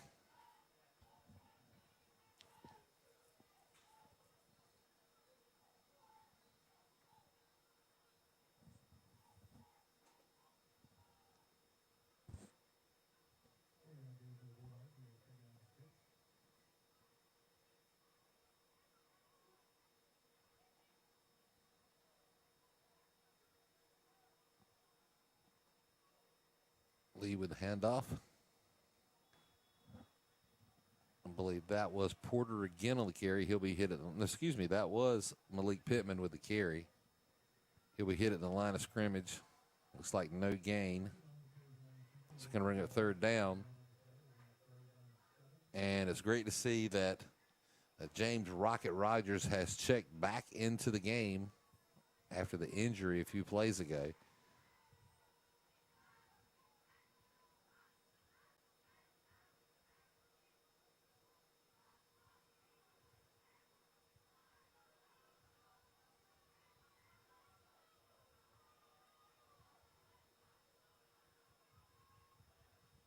And Lee looked to pass, but then he slips it into the pocket of Liam Koff.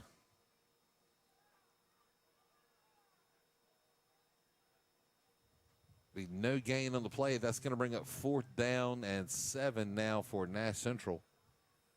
They did have a field goal attempt earlier in the game. It was no good and wide to the left by Braxton Sykes, and it looks like they will elect to go for it here on 4th and 7. Deep in Southern Nash territory. 5:45 remaining in the third. Lee from the shotgun. He had Jones in the end zone. It hit him in the hands. I think Nash Central wanted an interference call. No flag is thrown. They're going to rule this incomplete.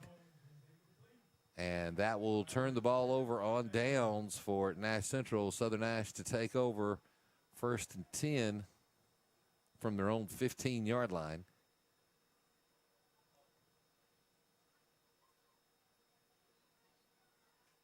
So a big defensive play. The pass was well thrown, right on the numbers, but well defended and deflected. Knocked out of the grasp of Jones.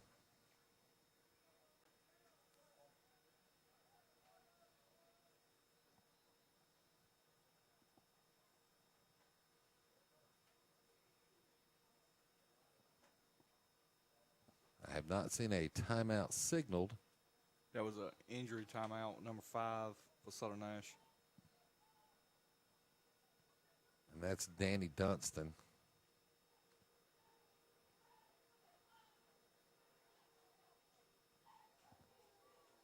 .537 remaining in the third. Nash Central leads Southern Nash 25-22.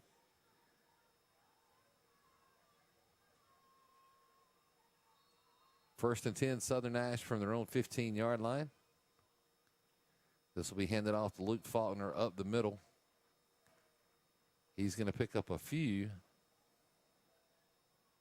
Give him 2 yards on the carry. It'll be 2nd down and 8 now for Southern Nash.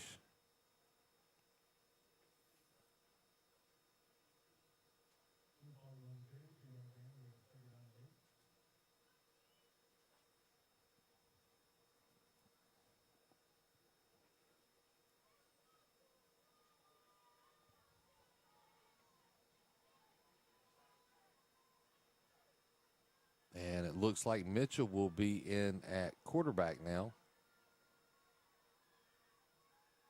On a direct snap. And Mitchell will take this. He'll take it across the 20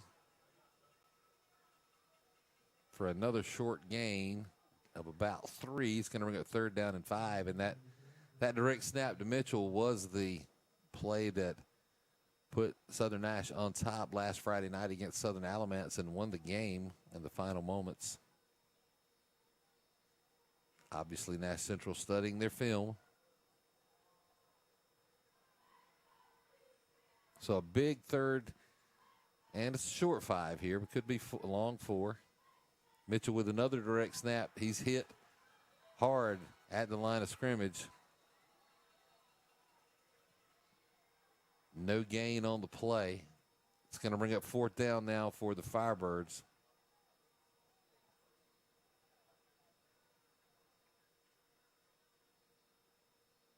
Southern Nash absolutely unable to get anything going offensively here thus far in the second half. And Coach Batchelor will elect to punt as Aiden Myers has stepped onto the field.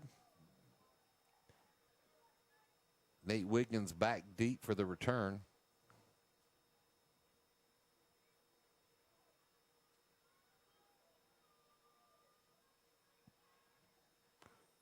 Much nicer punt this time. Fielded just inside the 40, slips a tackle.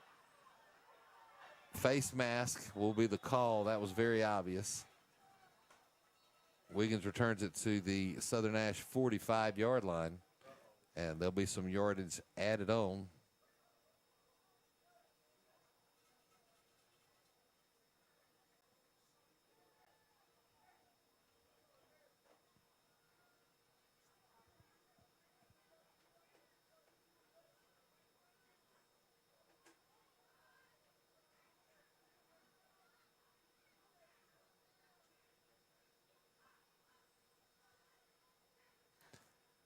So 15-yard addition to the nice return by Wiggins will give Nash Central the ball 1st and 10 on the Southern Nash 30-yard line. So again, great field position for the Bulldogs as they hold on to the lead 25-22 with 3:10 remaining in the third quarter here at Stallings Field in Rocky Mount.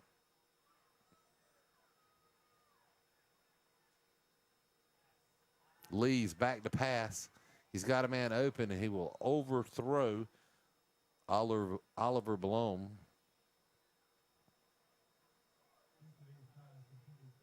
And that'll bring up 2nd down and 10 for the Bulldogs.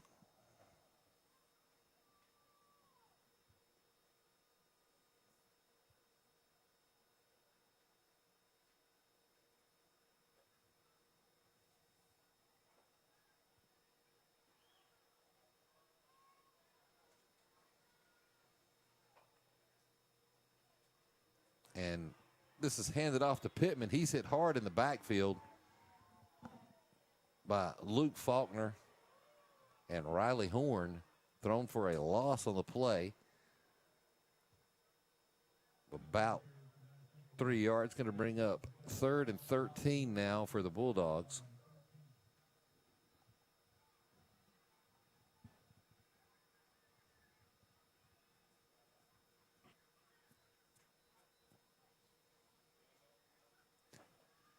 So 3rd and long here for Nash Central. Got to be looking for a pass play. Lee will step up under center, not from the shotgun this time. He'll put a man in motion. He will look to pass.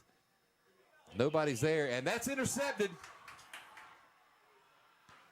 Nice return coming into Nash Central territory.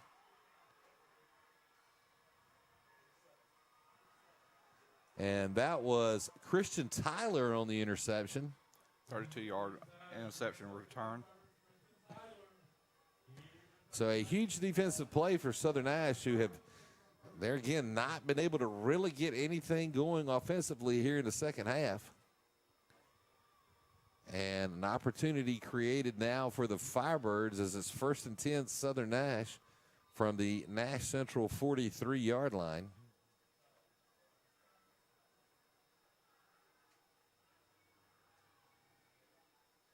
A pitch to Jaden Hartsfield.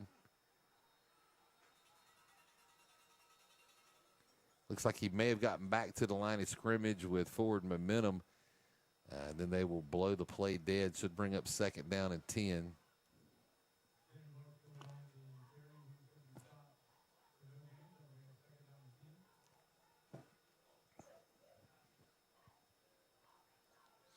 Going to see if maybe we can get some score updates around the conference and elsewhere here shortly.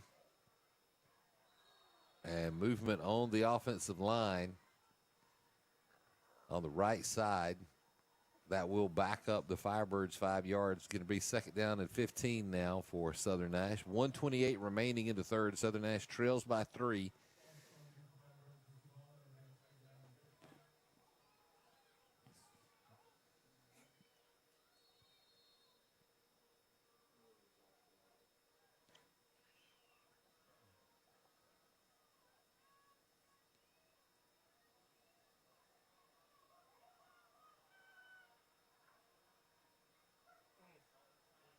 And this will be The ball squirts out again.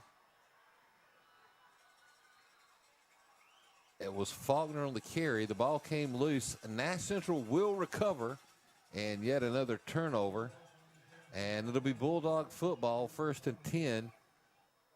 Looks like the ball is going to be placed on their own 18-yard line. We got one score right now here. Rocky Mount 27, Bun 7 in the 4th quarter. And I know Northern Nash is off this week.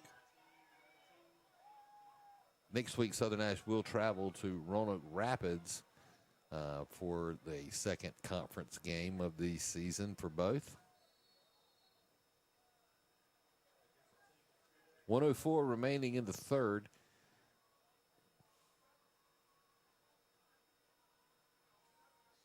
And movement again.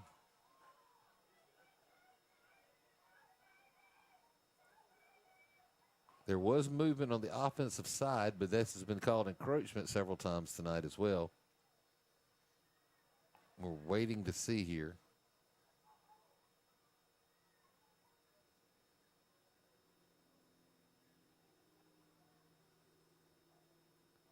And it will be a false start against the Bulldogs. Add 5 onto that, it'll be 1st down and 15.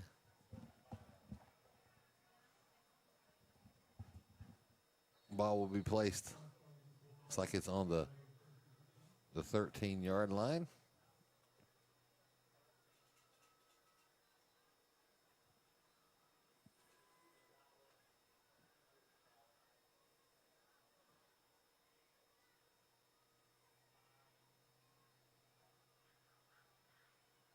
So a run off the right side.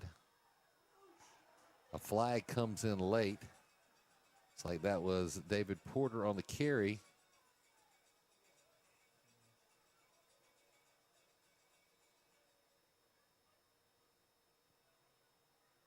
And looks like that's going to be an unsportsmanlike call against Southern Nash.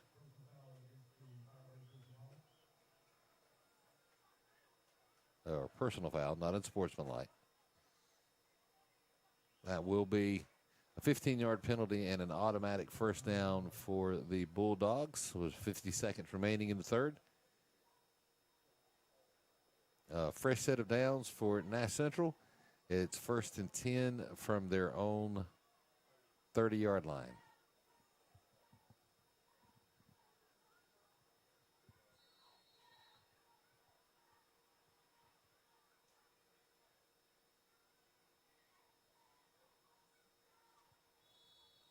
This will be handed off to Pittman this time. He'll make it back to the line of scrimmage where he stopped there. That'll bring up 2nd down and 10 for Nash Central. 33 seconds remain in the 3rd. And there was a flag on the play. It is a false start against the Bulldogs. So it'll still be 1st down, but it will be 1st and 15 now.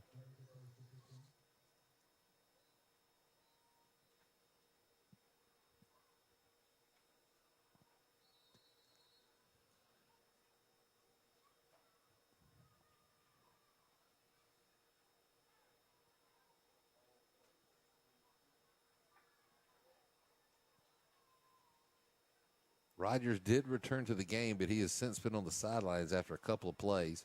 He is on his feet.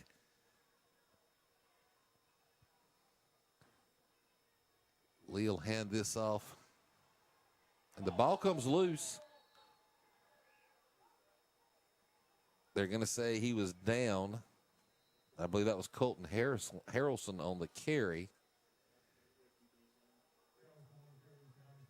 He'll be thrown for a loss.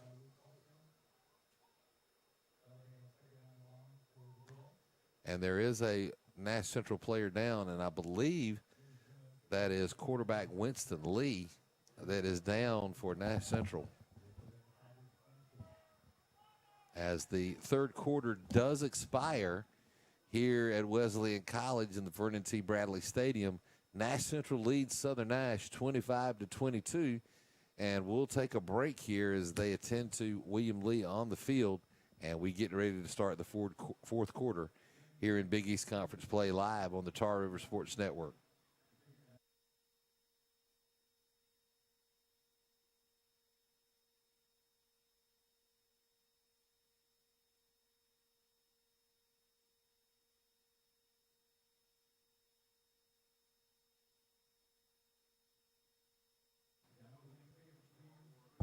So just to correct, that is not William Lee who is down on the field. I believe that is actually Colton Harrelson who carried the football. Yes, it is Harrelson. Either way, we don't see anyone get injured as they attend to him on the field. And once again, we'll take a break as they do that, and we get ready for the fourth quarter.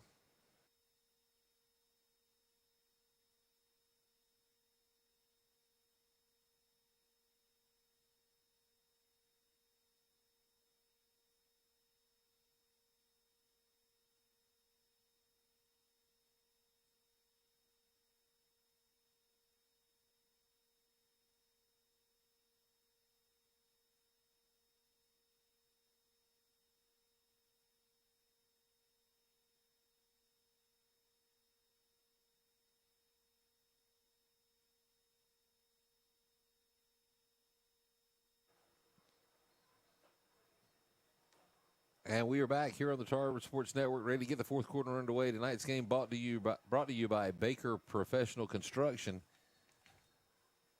So the last 12 minutes of the game here as Southern Nash trails Nash Central 25-22.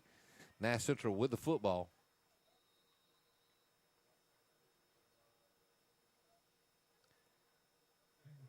And that was James Rogers on the carry, now back into the offense. He will take it back to the line of scrimmage, the original line of scrimmage. He's going to bring up 3rd down and 10 now for the Bulldogs.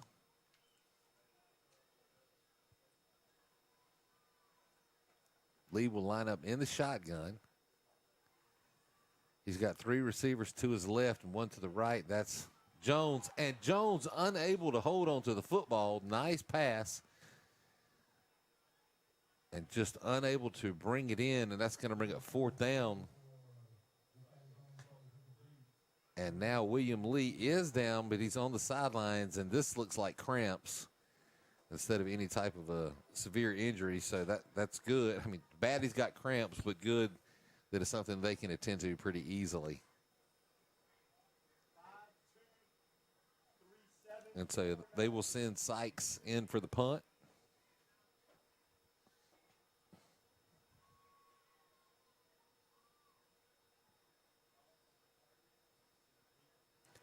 And Tyleek Mitchell back deep for the return. And a flag will be thrown as the play clock expires. It'll be delay of game. That'll back the thing up 5 yards. Actually, they call it false start. The play clock had expired. Either way, it's a 5-yard penalty. It'll be 4th and 15. Sykes, who has a really good foot. Mitchell back for the return.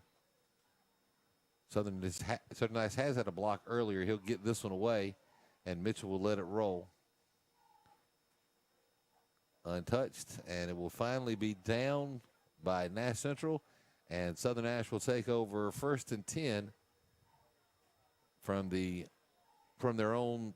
Let's see, I believe they're going to mark it down at the 39-yard line. Yep.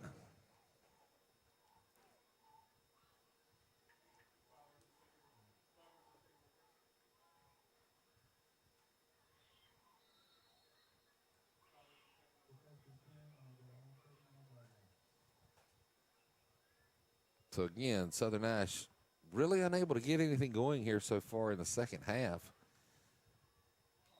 Movement again on the line. That's going to be a false start. Should be against Southern Nash.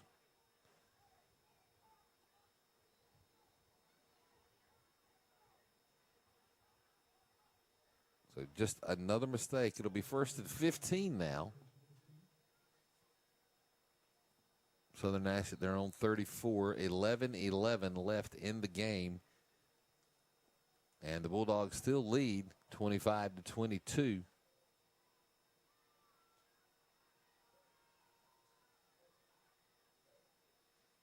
And this will be Faulkner on the carry up the middle. He's dragging the pile with him out close to midfield. Just pure strength down to the 49-yard line. And that is the line to gain, so it'll be a 1st down Southern Nash. That was a whole lot of fight in that carry. Yeah. That's why you always play to the whistle. And it's Mitchell who'll look up the middle. He's got some room to run. He'll pick up pretty nice. Looks like possibly 8, maybe 9 yards. We'll look for the spot.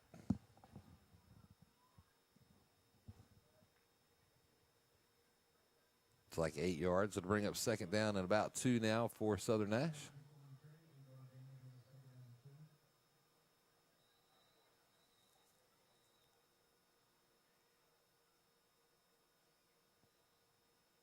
So it looks like an official timeout for some equipment. There's a shoe untied. So a momentary pause in the action, and we'll recognize tonight's sponsor again, Baker Professional Construction, specializing in landscape drainage, erosion solutions, French drains, grading, concrete services. They do stamped concrete pads and walkways. They have full tree services, stump grinding. They do irrigation, landscape lighting, excavating, dump truck services, total landscaping needs. Baker Professional Construction. That was Mitchell again on the carry. He's thrown down, looks like for a loss of about 1 on the play.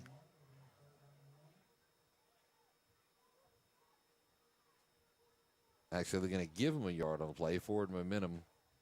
And it's going to bring up third down and 1. 9:42 and counting in the game up on the Baker Professional Construction scoreboard. Hartsfield had to reel that in to avoid the fumble. He's close to the line of gain and will have to look for the spot.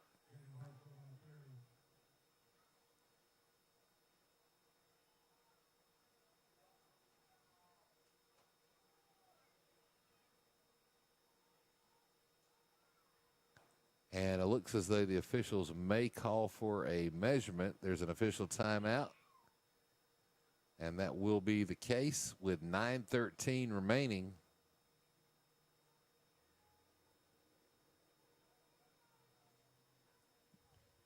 As the Southern Nash chain gang, who has tonight on possibly the first time ever traveled. Yep.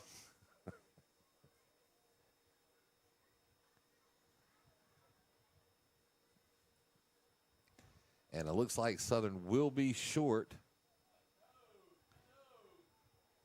It's third down. There's the officials are signaling Nash Central Football. That is not the case. It's third down.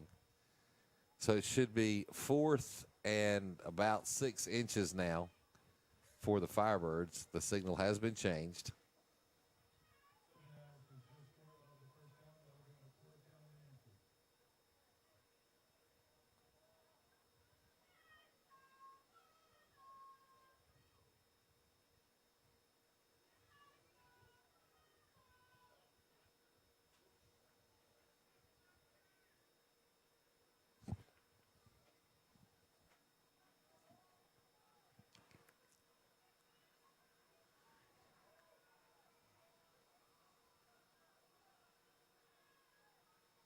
So it is 4th down. And literally less than a length of the football for Southern Nash. 9:07 and counting in the game. Big play here. Luke Faulkner with the carry. He's got enough and more as he carries it inside the 35 down close to the 30. It will be spotted at the 32, and that is sufficient for the first down yardage. That'll move the sticks for Southern Nash. New life and a new set of downs. 8:52 and counting up on the Baker Professional Construction scoreboard.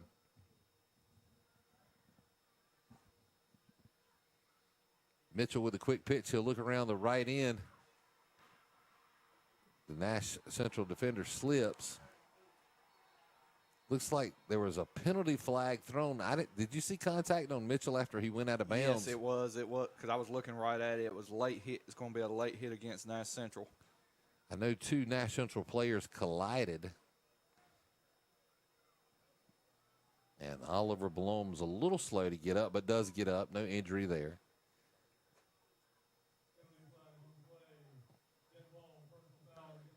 So it is a personal foul for the late hit. That will be half the distance to the goal, and it will be first down Southern Nash. At about the 11-yard line, it looks like.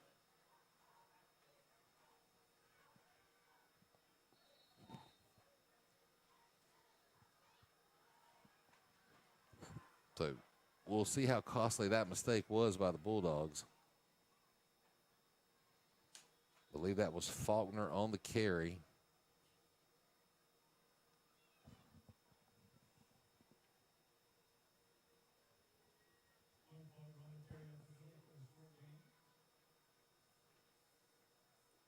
Looks like a gain possibly of 2. They're going to give him 3 yards. Second down and 7 now for Southern Nash.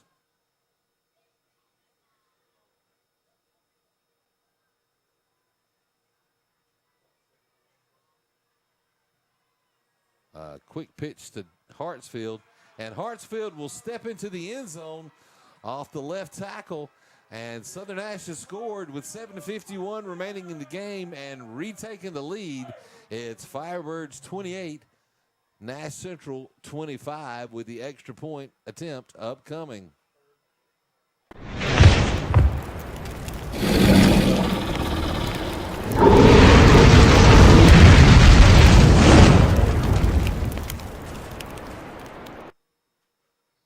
And Coach Batchelor has elected to go for 2 here.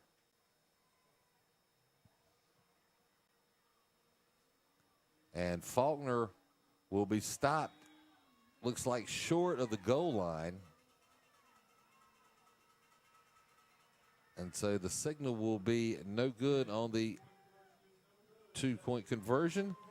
And so with 7:51 remaining, Southern Nash holds on to the lead by 3. It's Firebirds 28, Nash Central 25.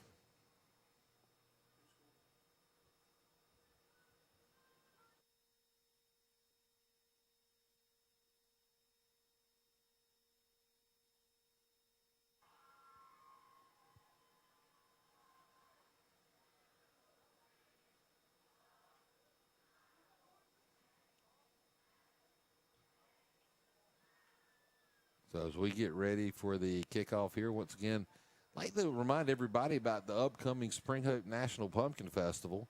That will be Saturday, October the 5th, I believe it is. It's the first Saturday in October.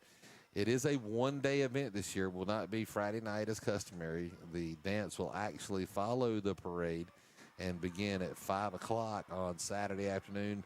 Festivities start at 9 o'clock in the morning with vendors and a lot of activities for the kids. So coming out to Spring Hope on the 5th for the 51st Annual National Pumpkin Festival in Spring Hope, North Carolina. Once again, one-day event sponsored by the Spring Hope Chamber of Commerce.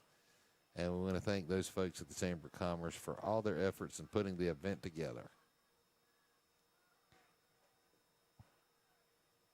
So the attempted squib kick by Southern Nash runs out of bounds, and it will be Nash Central ball, 1st and 10 from their own. I want to say they're going to spot it at the 35. It did not go far enough. It will be at the 40, so it'll be 1st and 10 Nash Central from the 40.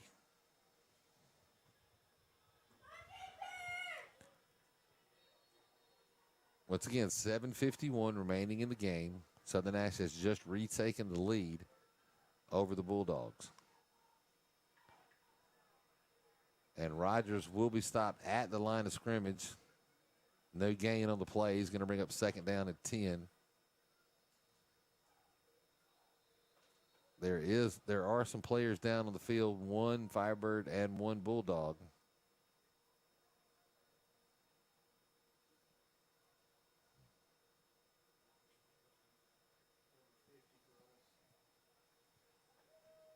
So that is Zamir Ashford for Southern Nash. And we'll try to get a number here for Nash Central. I believe both are linemen.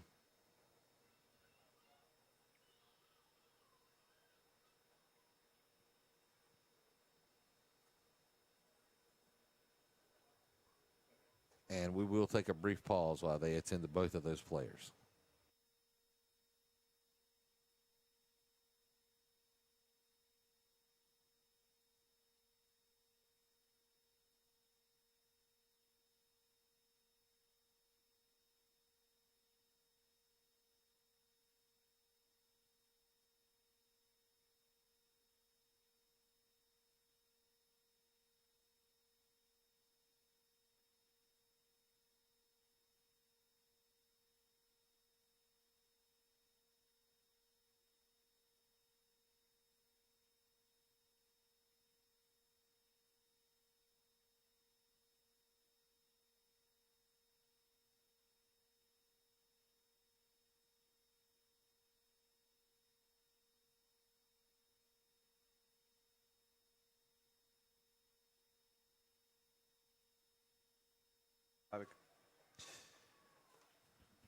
So that is Josh Eason, who has gotten to his feet and is being helped to the sidelines. Big collision between him and Zamir Ashford. Zamir did get up and walk to the sidelines under his own power.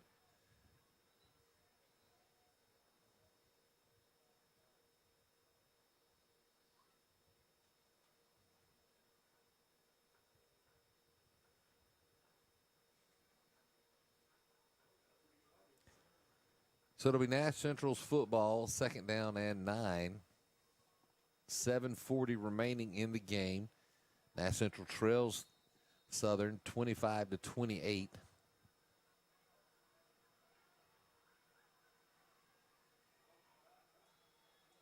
Movement.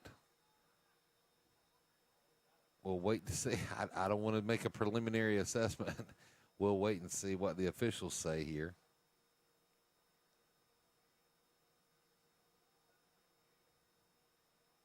It is a false start against Nash Central. That'll move the line of scrimmage back 5 yards, and it'll be second down and about 13 now for the Bulldogs. Clock running at 7:25 and counting.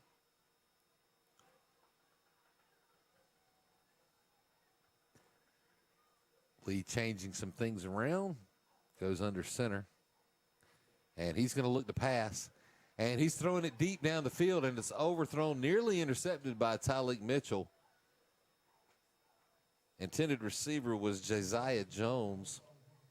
He has been huge for the Bulldogs tonight, but just out of his reach. And that'll bring up third down and 13 for the Bulldogs.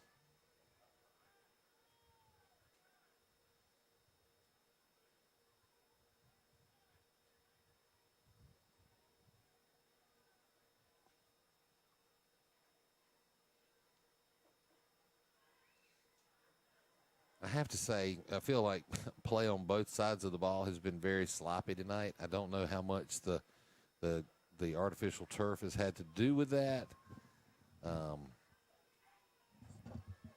And this will be thrown, caught by Jones. Nice pass. And the ball comes out. It's recovered. That's going to be a catch and a fumble recovered by Tyleek Mitchell. We're looking for the signal here. Should be Southern Nash football, as long as they signal it a catch. But he actually had possession, turned, and made a, I hate to say a football move. It sounds like basketball. And that was called a completed catch and a fumble recovery by Tyleek Mitchell. Add another thing in his stat column. And it'll be 1st and 10 Southern Nash from the Nash Central 42-yard line with 7:04 remaining here in the game.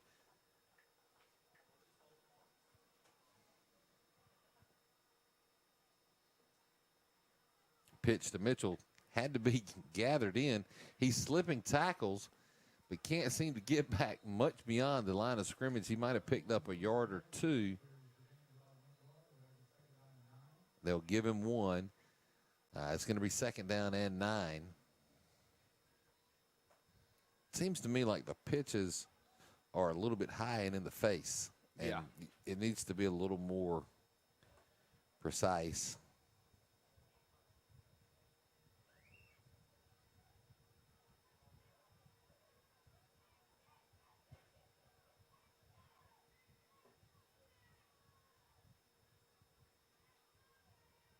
There it was again, reeled in by Mitchell, who's got some room around the right end. Looks like he's close to the line of gain, maybe a little beyond. We'll see where they mark the ball down. It will be a first down as the officials stop the clock and move the chains. And it's 1st and 10, Southern Nash from the Nash Central 30-yard line with 6:11 remaining in regulation. Southern Nash leads 28-25.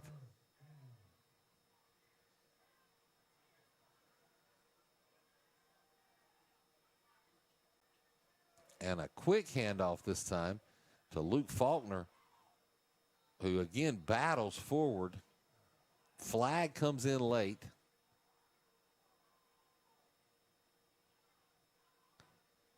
Looks like it is, from the reactions, it appears to be against Southern Nash.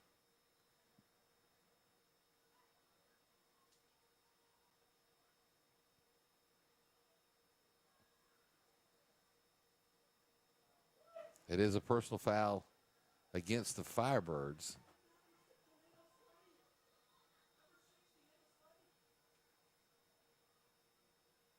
So that will back Southern Nash up all the way to the Bulldog 38-yard line. It will remain first down. But it was a dead ball personal foul, and it'll be 1st and 20 now.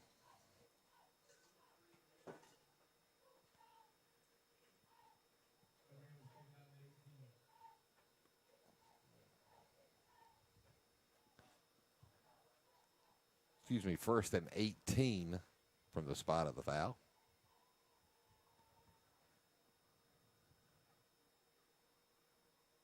And it looks like timeout may have been called. I didn't see a signal as to which bench called for the timeout.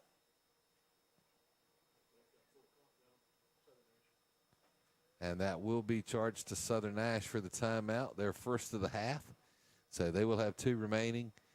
And Nash Central with their full complement of 3. That could be something to watch. It's a 3-point ball game with, once again, with 5:49 remaining in regulation.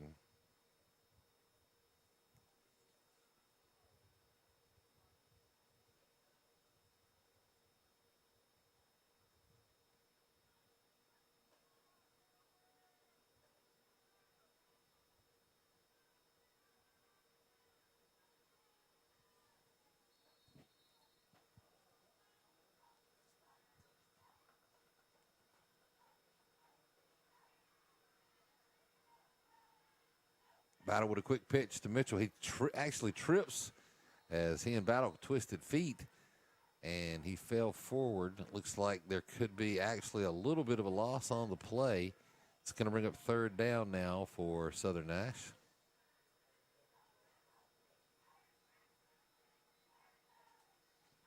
Ball spotted at the Nash Central 39-yard line.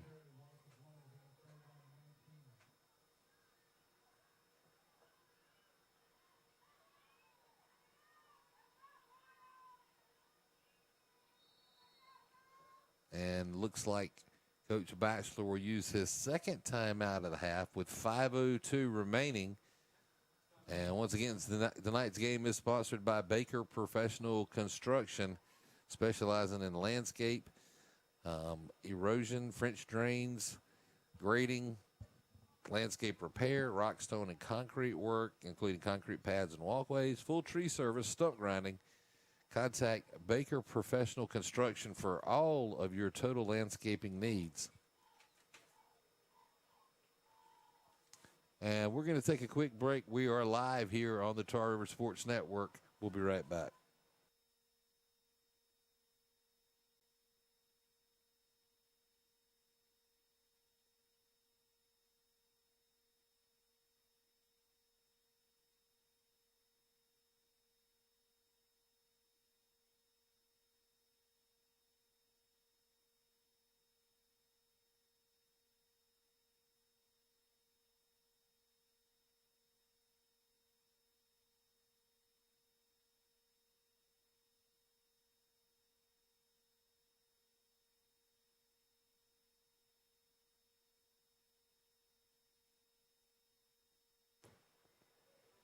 And we're back. 5:02 remaining in the game. Southern Nash trying to hold on to a 3-point lead. It's 3rd and 19. Battle back to pass has got a man open. It's deflected. Nate Wiggins with a great defensive play. Israel Whitaker, the intended receiver, and that's going to bring up 4th down now for the Firebirds.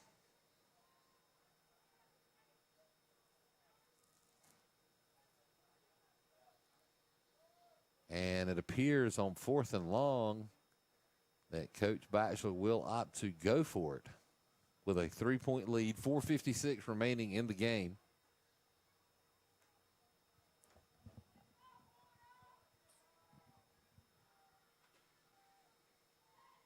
And a reverse to Mitchell. We'll look around the right end, but read very well by the Bulldogs. That tackle made by Jace Wilkerson.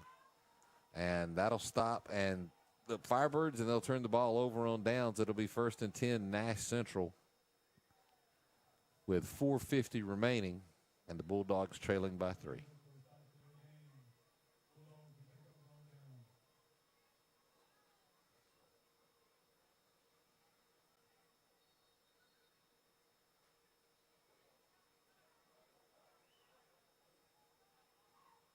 So 1st and 10 Nash Central from their own 39-yard line.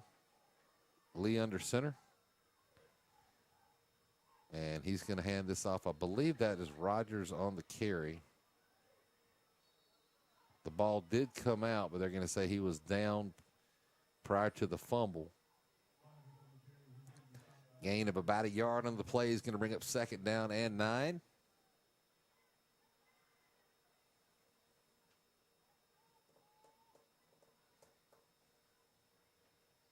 .422 and counting up on the Baker Professional Construction scoreboard.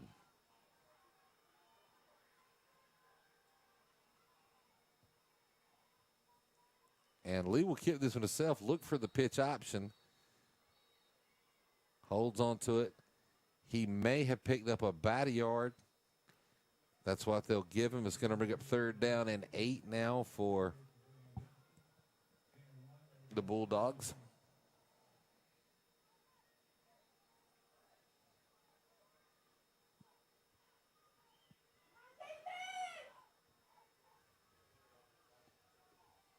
.340 and counting up on the Baker Professional Construction scoreboard.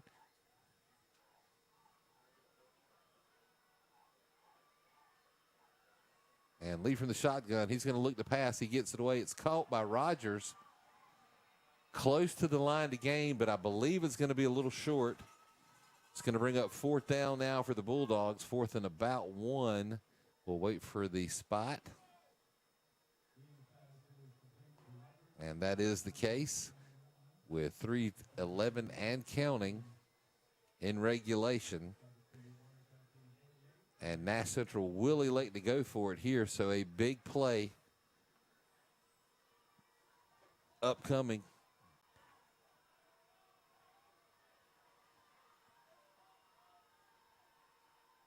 And Rogers with the ball. He'll look to the left side. He looks to be all the way out to the 50, which would be beyond the line to gain, and that is the case. It will be 1st and 10 Nash Central as the clock stops with 2:47 remaining.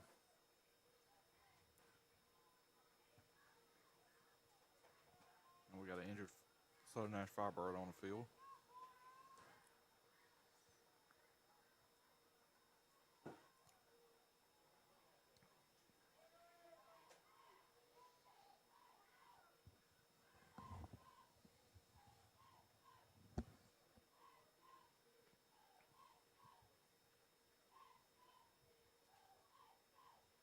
Couldn't get a number. He's been surrounded now, but it looks like he's on his feet and made his way to the sidelines.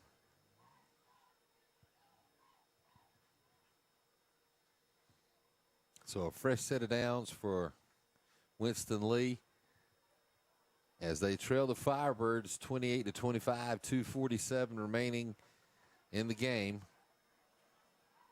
or at least in regulation.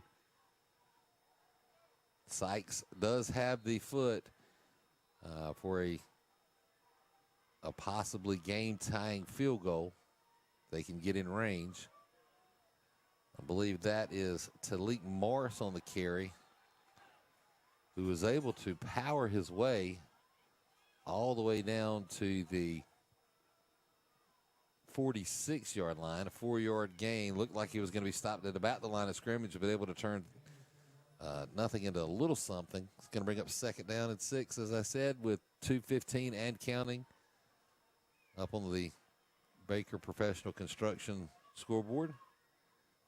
And that's going to be Morris again looking around the left side. The ball came out, but I believe they're going to say that the play had been blown dead. I did hear a whistle. Yes, I heard a whistle too. It is close to the line to gain. Not enough. It's going to bring up 3rd down and 1 for Nash Central. And just let me say on the whole whistle thing. I know we've been saying a lot. We don't hear whistles. There again, we're in a different environment. We're enclosed here. So it probably is unfair to say some of the things I said, but as far as not hearing the whistle, but it's been very defined at other times. And then some of those plays in the first half, the whistle just didn't resound as have been hearing it at other times. Yep. And so this will be handed off. I believe that's Pittman on the carry, and he'll actually be thrown for a loss. They may give him the forward momentum. If they give him forward, and they're saying it's a 1st down now. Wow, that was a lot of forward momentum.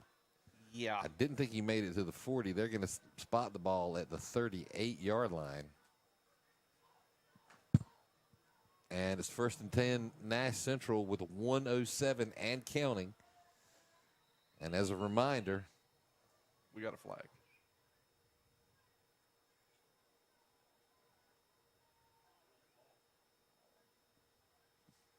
And that'll be against Nash Central.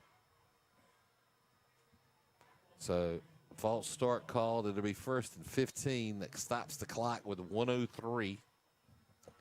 And as I was getting ready to say, Nash Central has their full 3 timeouts. As Lee rolls out to his right, he's got a pass. He'll get it away and throw it away out of bounds. It's going to bring up 2nd down and 15.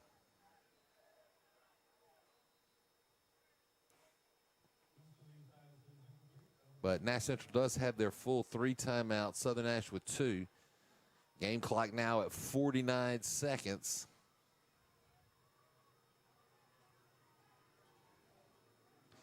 And I got to believe that the Nash Central probably needs to get at least to the 20-yard line in order to be in range for a field goal. At least to 20. Lee from the shotgun, high snap.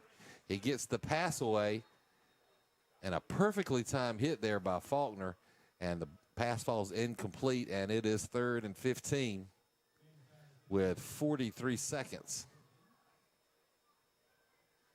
The incomplete pass does stop the clock.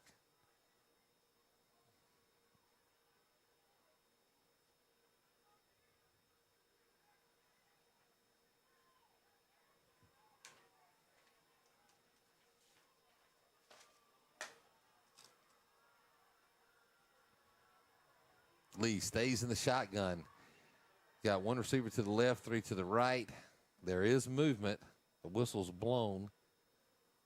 Did you see a flag? I did not see a flag. It looks like somebody called timeout. That is the case. Southern Nash will burn their 2nd timeout of the half with 43 seconds remaining, and Southern Nash trying to preserve a 3-point lead over the Bulldogs, 28-25. And it'll be 3rd and 15 when we return to action. Once again, we want to remind everyone tonight's game brought to you by Baker Professional Construction. They specialize in everything landscaping, concrete pads, walkways, full tree service, stump grinding, dump truck services, excavating, erosion solutions, French drains, grading, anything you could think of as far as lawn maintenance and landscaping. Contact Baker Professional Construction for all your landscaping needs. Dan Baker and family, longtime supporters of everything Southern Nash.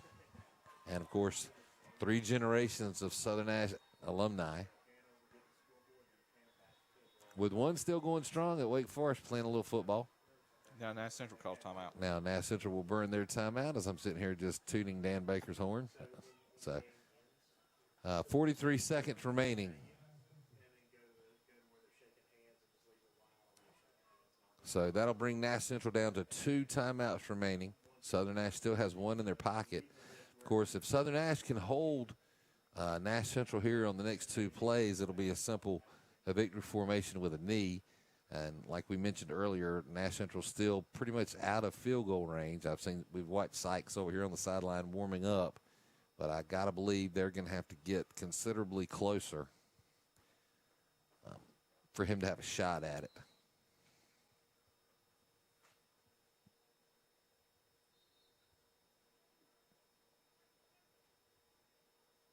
Now, he was hitting him from distance in warm-ups. It's possible he could go 35 yards on a field goal attempt, and possibly even 40. That would put it at the kicking from the 30. Lee from the shotgun, low snap. He picks it up, gets the ball off, and a great defensive play by Christian Tyler as he comes in to break it up. Good coverage all the way around by Southern Nash. The intended receiver was Nate Wiggins, and that's going to bring up 4th and 15 now for Nash Central on their last shot with 35 seconds remaining.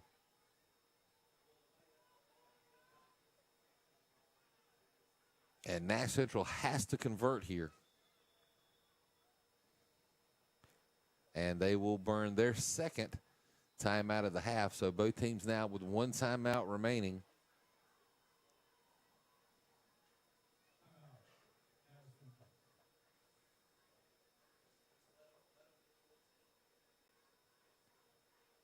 So we want to thank everyone for joining us tonight.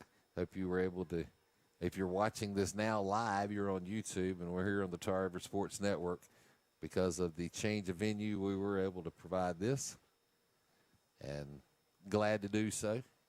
We will not be covering next week. You can view this on Huddle TV.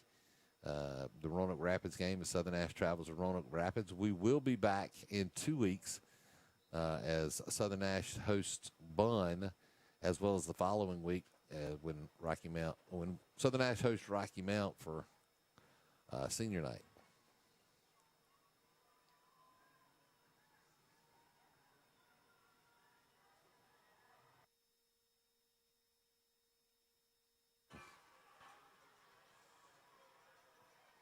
And it all comes down to this. It's 4th and 15, Nash Central, 35 seconds remaining.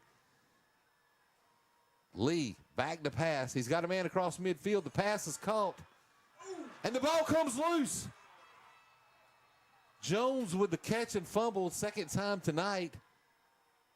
And it looks like it's going to be recovered by Southern Nash.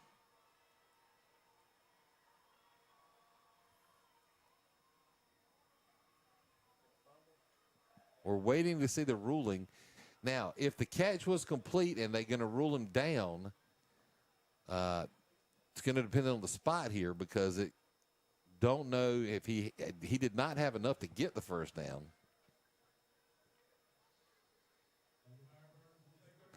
And they will rule it a catch and fumble for the second time tonight. Southern Nash will take over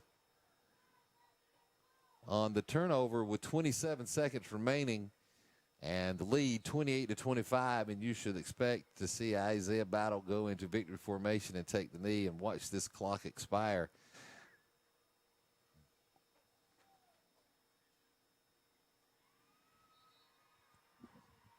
And that is the case as the clock will wind down, and a close one here in Wesleyan. Probably a lot closer than Coach Batchelor would have wanted it. A great effort by the Nash Central Bulldogs, but Southern Nash able to hold on to a close victory as they put up the final score, Southern Nash 28 and Nash Central 25. Once again, we'll be back in I'm sorry, it's 3 weeks versus Bun. We have the open weekend. Don't forget the Spring Hope National Pumpkin Festival. That is the off week that week for Southern Nash. So we'll see you on the 11th here live once again on the Tar River Sports Network. This is Brent Cohn alongside Kenneth Fly and producer Mark Cohn. We're out.